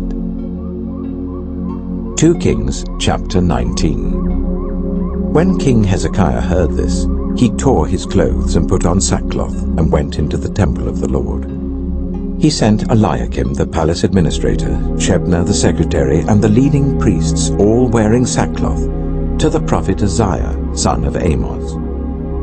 They told him, "This is what Hezekiah says. This is a day of distress and rebuke and disgrace, as when children come to the moment of birth and there is no strength to deliver them.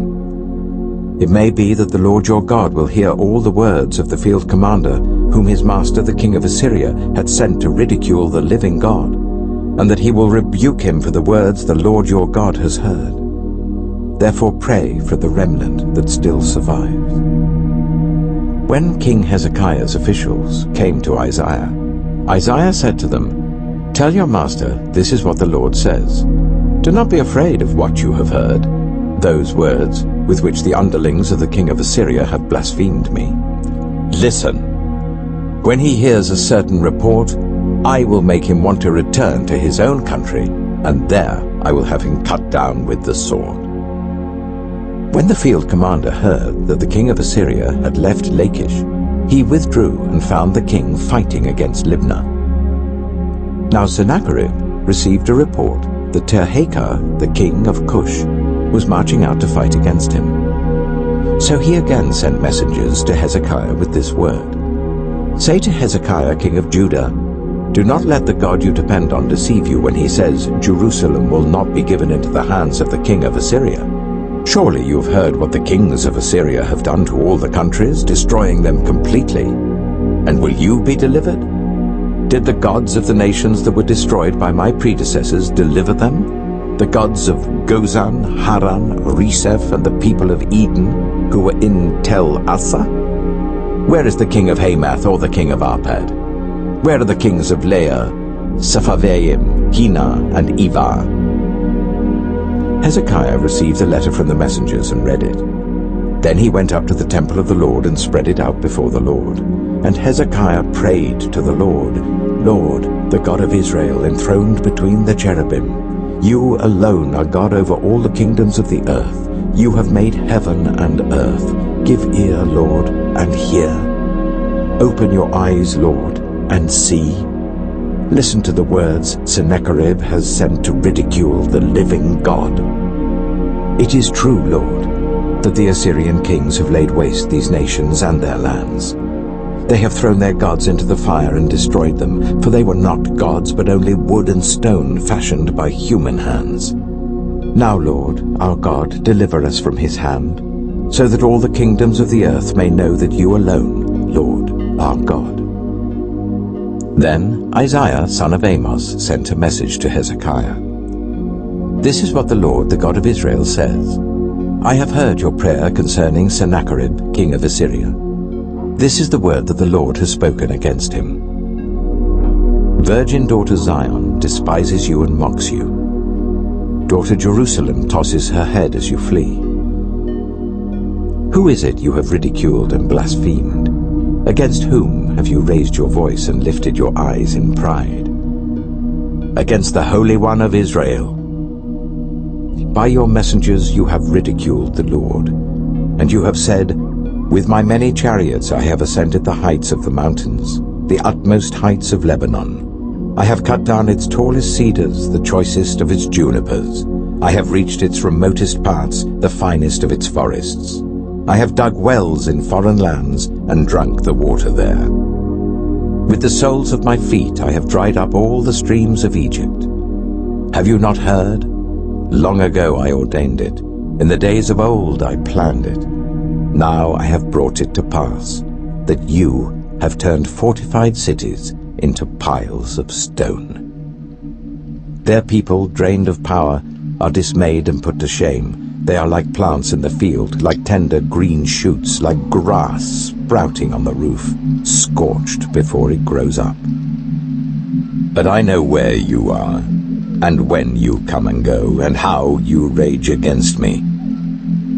Because you rage against me, and because your insolence has reached my ears, I will put my hook in your nose and my bit in your mouth, and I will make you return by the way you came. This will be the sign for you, Hezekiah. This year you will eat what grows by itself, and the second year what springs from that. But in the third year, sow and reap, plant vineyards and eat their fruit. Once more a remnant of the kingdom of Judah will take root below and bear fruit above. For out of Jerusalem will come a remnant, and out of Mount Zion a band of survivors. The zeal of the Lord Almighty will accomplish this. Therefore this is what the Lord says concerning the king of Assyria. He will not enter this city, or shoot an arrow here. He will not come before it with shield, or build a siege ramp against it. By the way that he came, he will return. He will not enter this city, declares the Lord. I will defend this city and save it, for my sake, and for the sake of David my servant. That night, the angel of the Lord went out and put to death 185,000 in the Assyrian camp. When the people got up the next morning, there were all the dead bodies. So Sennacherib, king of Assyria, broke camp and withdrew. He returned to Nineveh and stayed there. One day, while he was worshipping in the temple of his god Nisroch, his sons Adramelech and Sharezer killed him with the sword, and they escaped to the land of Ararat. And Esarhaddon, his son, succeeded him as king. 2 Kings chapter 20. In those days, Hezekiah became ill and was at the point of death. The prophet Isaiah, son of Amoz, went to him and said, "This is what the Lord says. Put your house in order, because you are going to die. You will not recover." Hezekiah turned his face to the wall and prayed to the Lord. "Remember, Lord, how I have walked before you faithfully and with wholehearted devotion, and have done what is good in your eyes." And Hezekiah wept bitterly. Before Isaiah had left the middle court, the word of the Lord came to him. "Go back and tell Hezekiah, the ruler of my people, this is what the Lord, the God of your father David, says. I have heard your prayer and seen your tears. I will heal you. On the third day from now, you will go up to the temple of the Lord. I will add 15 years to your life, and I will deliver you and this city from the hand of the king of Assyria. I will defend this city for my sake and for the sake of my servant David." Then Isaiah said, "Prepare a poultice of figs." They did so and applied it to the boil, and he recovered.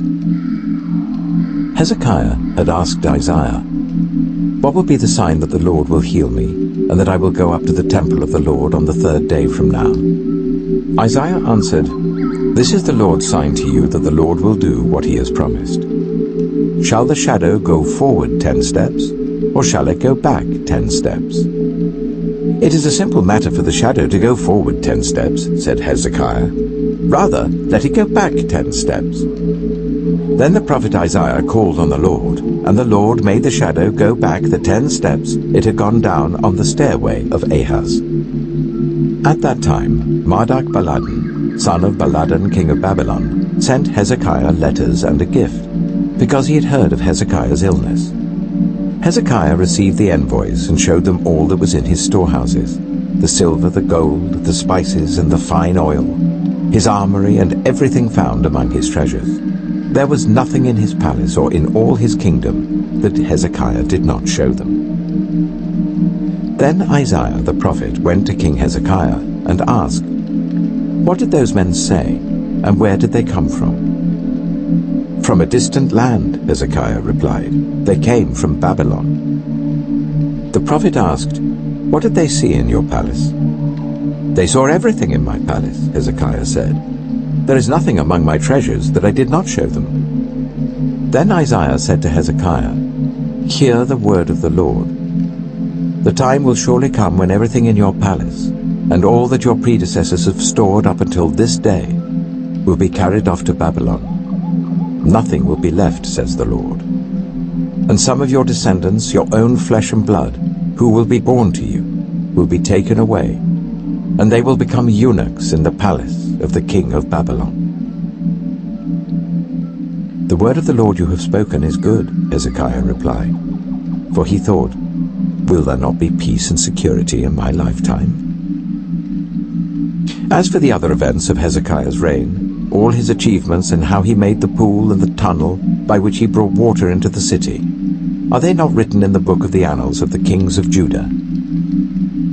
Hezekiah rested with his ancestors, and Manasseh his son succeeded him as king. 2 Kings chapter 21. Manasseh was 12 years old when he became king, and he reigned in Jerusalem for 55 years. His mother's name was Hephzibah. He did evil in the eyes of the Lord, following the detestable practices of the nations the Lord had driven out before the Israelites. He rebuilt the high places his father Hezekiah had destroyed. He also erected altars to Baal and made an Asherah pole, as Ahab king of Israel had done. He bowed down to all the starry hosts and worshipped them. He built altars in the temple of the Lord, of which the Lord had said, in Jerusalem I will put my name. In the 2 courts of the temple of the Lord he built altars to all the starry hosts. He sacrificed his own son in the fire, practiced divination, sought omens, and consulted mediums and spiritists. He did much evil in the eyes of the Lord, arousing his anger. He took the carved Asherah pole he had made and put it in the temple, of which the Lord had said to David and to his son Solomon, in this temple and in Jerusalem, which I have chosen out of all the tribes of Israel, I will put my name forever. I will not again make the feet of the Israelites wander from the land I gave their ancestors, if only they will be careful to do everything I commanded them, and will keep the whole law that my servant Moses gave them. But the people did not listen. Manasseh led them astray, so that they did more evil than the nations the Lord had destroyed before the Israelites. The Lord said through his servants the prophets, Manasseh, king of Judah, has committed these detestable sins. He has done more evil than the Amorites who preceded him, and has led Judah into sin with his idols. Therefore this is what the Lord, the God of Israel, says, I am going to bring such disaster on Jerusalem and Judah that the ears of everyone who hears of it will tingle. I will stretch out over Jerusalem the measuring line used against Samaria and the plumb line used against the house of Ahab. I will wipe out Jerusalem as one wipes out a dish, wiping it and turning it upside down. I will forsake the remnant of my inheritance and give them into the hands of enemies. They will be looted and plundered by all their enemies. They have done evil in my eyes, and have aroused my anger, from the day their ancestors came out of Egypt until this day. Moreover, Manasseh also shed so much innocent blood that he filled Jerusalem from end to end, besides the sin that he had caused Judah to commit, so that they did evil in the eyes of the Lord. As for the other events of Manasseh's reign and all he did, including the sin he committed, are they not written in the book of the annals of the kings of Judah? Manasseh rested with his ancestors and was buried in his palace garden, the garden of Uzzah. And Ammon, his son, succeeded him as king. Ammon was 22 years old when he became king, and he reigned in Jerusalem for 2 years. His mother's name was Meshullemeth, daughter of Haruz. She was from Jotbah.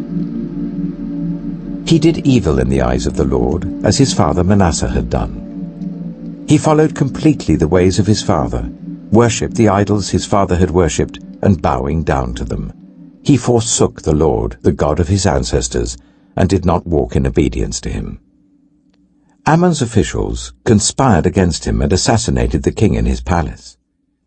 Then the people of the land killed all who had plotted against King Ammon, and they made Josiah his son king in his place. As for the other events of Ammon's reign and what he did, Are they not written in the book of the annals of the kings of Judah? He was buried in his tomb in the garden of Uzzah, and Josiah his son succeeded him as king. 2 Kings chapter 22. Josiah was 8 years old when he became king, and he reigned in Jerusalem for 31 years. His mother's name was Jedidah, daughter of Adiah. She was from Boscath. He did what was right in the eyes of the Lord, and followed completely the ways of his father David, not turning aside to the right or to the left. In the 18th year of his reign, King Josiah sent the secretary Shaphan, son of Azaliah, the son of Meshullam, to the temple of the Lord. He said, "Go up to Hilkiah, the high priest, and make him get ready the money that has been brought into the temple of the Lord, which the doorkeepers have collected from the people. Make them entrusted to the men appointed to supervise the work on the temple.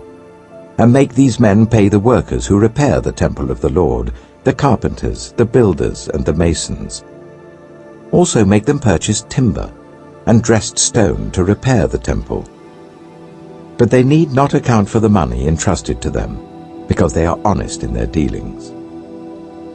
Hilkiah the high priest said to Shaphan the secretary, "I have found the book of the law in the temple of the Lord."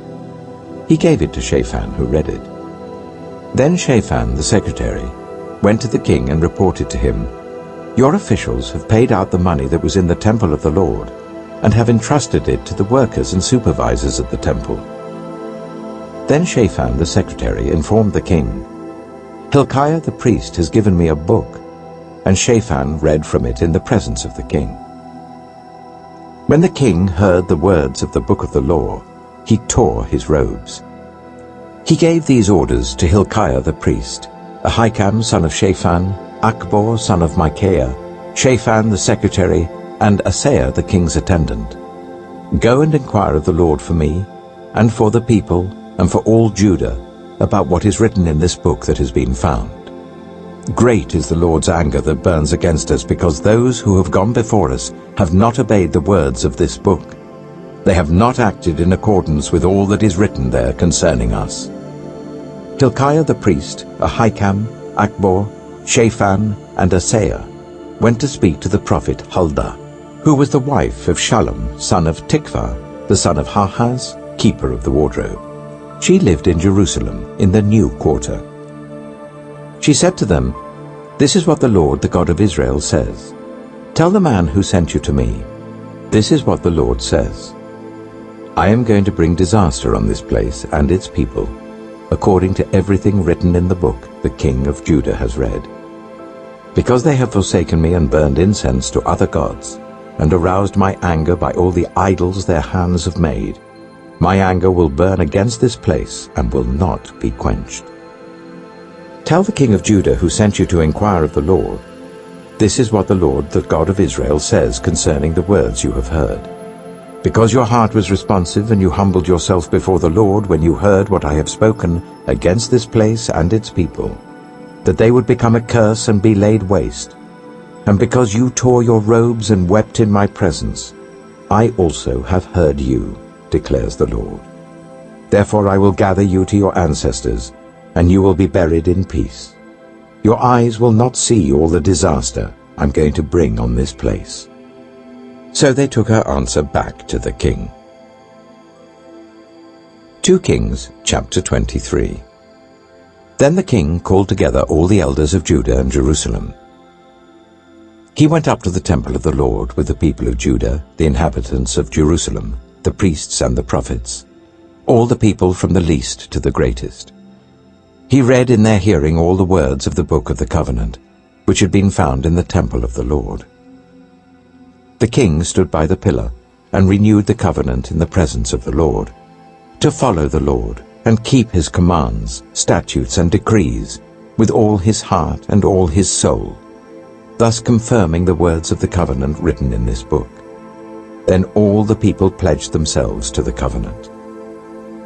The king ordered Hilkiah the high priest, the priests next in rank, and the doorkeepers to remove from the temple of the Lord all the articles made for Baal and Asherah and all the starry hosts.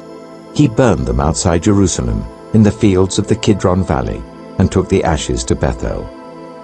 He did away with the idolatrous priests appointed by the kings of Judah to burn incense on the high places of the towns of Judah and on those around Jerusalem, those who burned incense to Baal, to the sun and moon, to the constellations, and to all the starry hosts.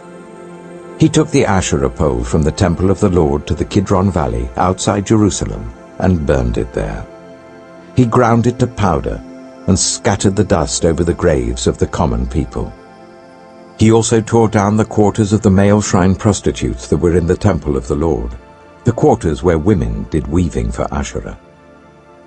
Josiah brought all the priests from the towns of Judah and desecrated the high places, from Geba to Beersheba, where the priests had burned incense. He broke down the gateway at the entrance of the gate of Joshua, the city governor, which was on the left of the city gate. Although the priests of the high places did not serve at the altar of the Lord in Jerusalem, they ate unleavened bread with their fellow priests. He desecrated Topheth, which was in the valley of Ben-Hinnom, so no one could use it to sacrifice their son or daughter in the fire to Molech. He removed from the entrance to the temple of the Lord the horses that the kings of Judah had dedicated to the sun. They were in the court near the room of an official named Nathan-Melech. Josiah then burned the chariots dedicated to the sun.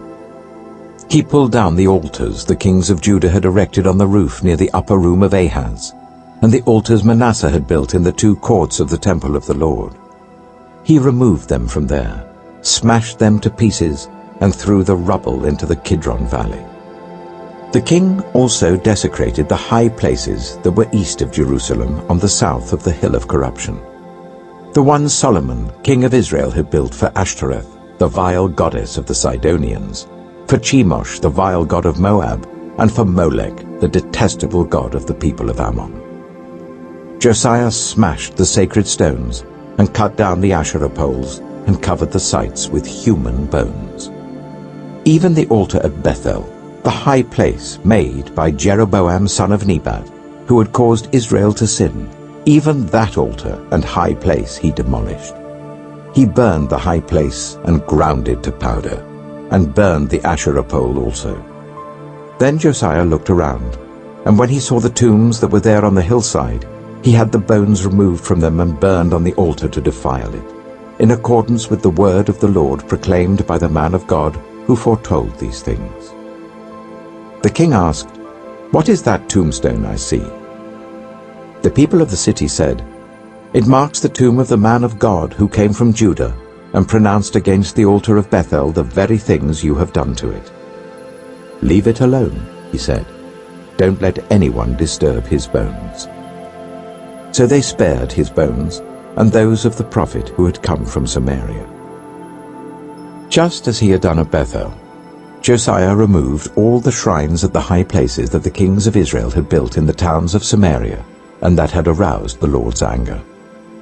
Josiah slaughtered all the priests of those high places on the altars and burned human bones on them. Then he went back to Jerusalem. The king gave this order to all the people: "Celebrate the Passover to the Lord your God, as it is written in this book of the covenant." Neither in the days of the judges who led Israel, nor in the days of the kings of Israel and the kings of Judah, had any such Passover been observed. But in the 18th year of King Josiah, this Passover was celebrated to the Lord in Jerusalem.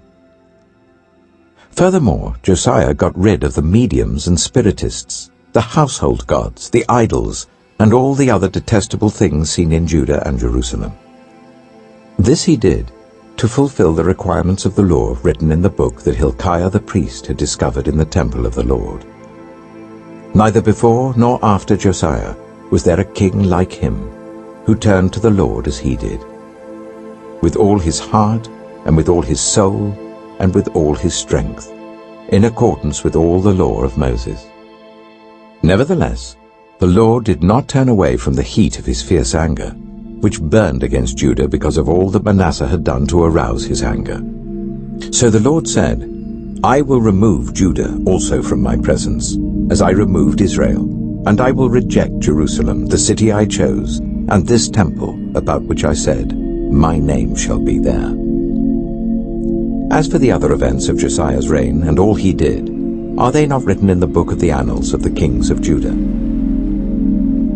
While Josiah was king, Pharaoh Necho, king of Egypt, went up to the river Euphrates to help the king of Assyria.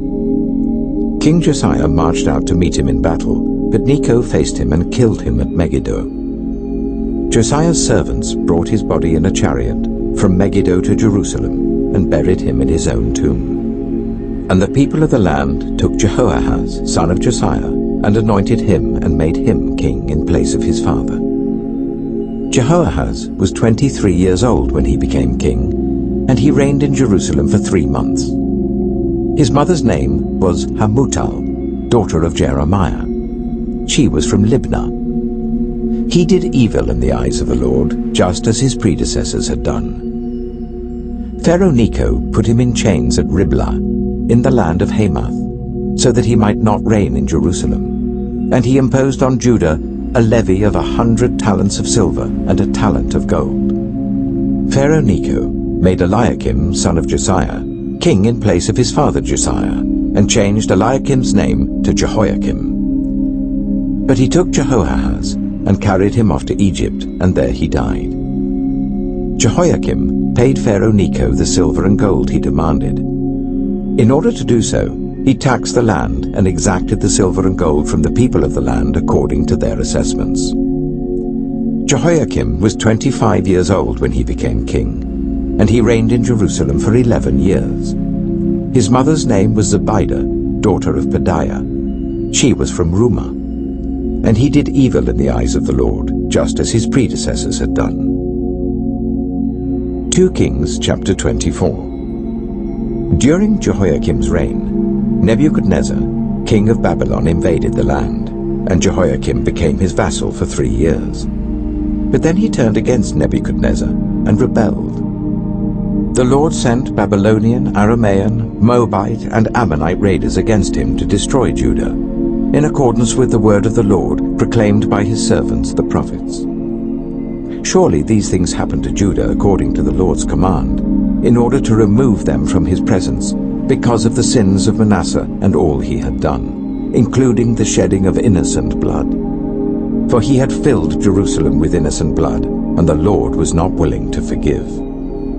As for the other events of Jehoiakim's reign, and all he did, are they not written in the book of the annals of the kings of Judah? Jehoiakim rested with his ancestors, and Jehoiakim, his son, succeeded him as king.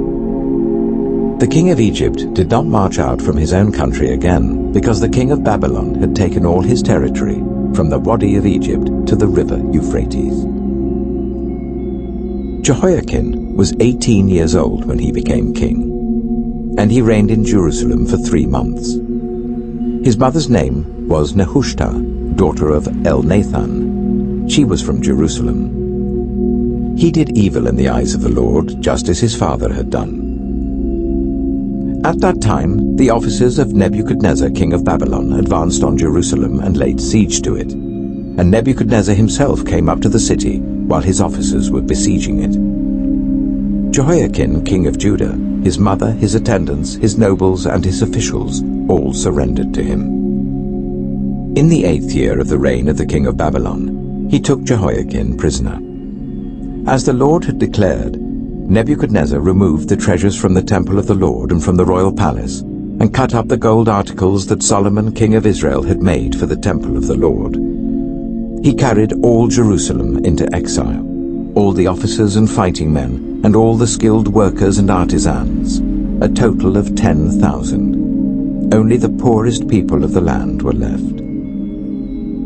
Nebuchadnezzar took Jehoiakim captive to Babylon. He also took from Jerusalem to Babylon the king's mother, his wives, his officials, and the prominent people of the land. The king of Babylon also deported to Babylon the entire force of 7,000 fighting men, strong and fit for war, and 1,000 skilled workers and artisans. He made Mattaniah, Jehoiakim's uncle, king in his place, and changed his name to Zedekiah. Zedekiah was 21 years old when he became king, and he reigned in Jerusalem for 11 years. His mother's name was Hamutal, daughter of Jeremiah. She was from Libnah. He did evil in the eyes of the Lord, just as Jehoiakim had done. It was because of the Lord's anger that all this happened to Jerusalem and Judah, and in the end he thrust them from his presence. Now Zedekiah rebelled against the king of Babylon. 2 Kings chapter 25. So in the 9th year of Zedekiah's reign, on the 10th day of the 10th month, Nebuchadnezzar king of Babylon marched against Jerusalem with his whole army. He camped outside the city and built siege works all around it. The city was kept under siege until the 11th year of King Zedekiah. By the 9th day of the 4th month, the famine in the city had become so severe that there was no food for the people to eat. Then the city wall was broken through, and the whole army fled at night through the gate between the two walls near the king's garden, though the Babylonians were surrounding the city. They fled towards the Arabah, but the Babylonian army pursued the king and overtook him in the plains of Jericho. All his soldiers were separated from him and scattered, and he was captured. He was taken to the king of Babylon at Riblah, where sentence was pronounced on him. They killed the sons of Zedekiah before his eyes. Then they put out his eyes, bound him with bronze shackles, and took him to Babylon. On the 7th day of the 5th month, in the 19th year of Nebuchadnezzar king of Babylon, Nebuzaradan, commander of the imperial guard, an official of the king of Babylon, came to Jerusalem. He set fire to the temple of the Lord, the royal palace, and all the houses of Jerusalem. Every important building he burned down. The whole Babylonian army under the commander of the imperial guard broke down the walls around Jerusalem. Nebuzaradan, the commander of the guard, carried into exile the people who remained in the city, along with the rest of the populace and those who had deserted to the king of Babylon. But the commander left behind some of the poorest people of the land to work the vineyards and fields. The Babylonians broke up the bronze pillars, the movable stands, and the bronze sea that were at the temple of the Lord, and they carried the bronze to Babylon. They also took away the pots, shovels, wick trimmers, dishes, and all the bronze articles used in the temple service. The commander of the imperial guard took away the censers and sprinkling bowls, all that were made of pure gold or silver. The bronze from the 2 pillars, the sea and the movable stands, which Solomon had made for the temple of the Lord, was more than could be weighed. Each pillar was 18 cubits high.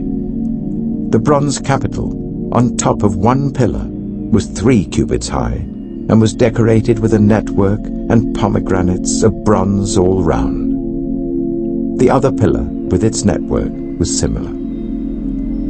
The commander of the guard took as prisoners Seraiah the chief priest, Zephaniah the priest next in rank, and the 3 doorkeepers. Of those still in the city, he took the officer in charge of the fighting men and 5 royal advisers. He also took the secretary, who was chief officer in charge of conscripting the people of the land, and 60 of the conscripts who were found in the city. Nebuzaradan, the commander, took them all and brought them to the king of Babylon at Riblah. There at Riblah, in the land of Hamath, the king had them executed. So Judah went into captivity away from her land. Nebuchadnezzar, king of Babylon, appointed Gedaliah, son of Ahikam, the son of Shaphan, to be over the people he had left behind in Judah. When all the army officers and their men heard that the king of Babylon had appointed Gedaliah as governor, they came to Gedaliah at Mizpah. Ishmael, son of Nethaniah, Johanan, son of Kareah, Seraiah, son of Tanhumeth the Netophathite, Jaazaniah, the son of the Maacathite, and their men. Gedaliah took an oath to reassure them and their men. "Do not be afraid of the Babylonian officials," he said. "Settle down in the land and serve the king of Babylon, and it will go well with you."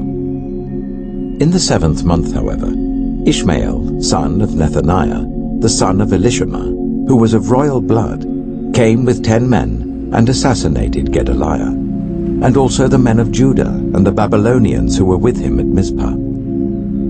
At this, all the people from the least to the greatest, together with the army officers, fled to Egypt for fear of the Babylonians.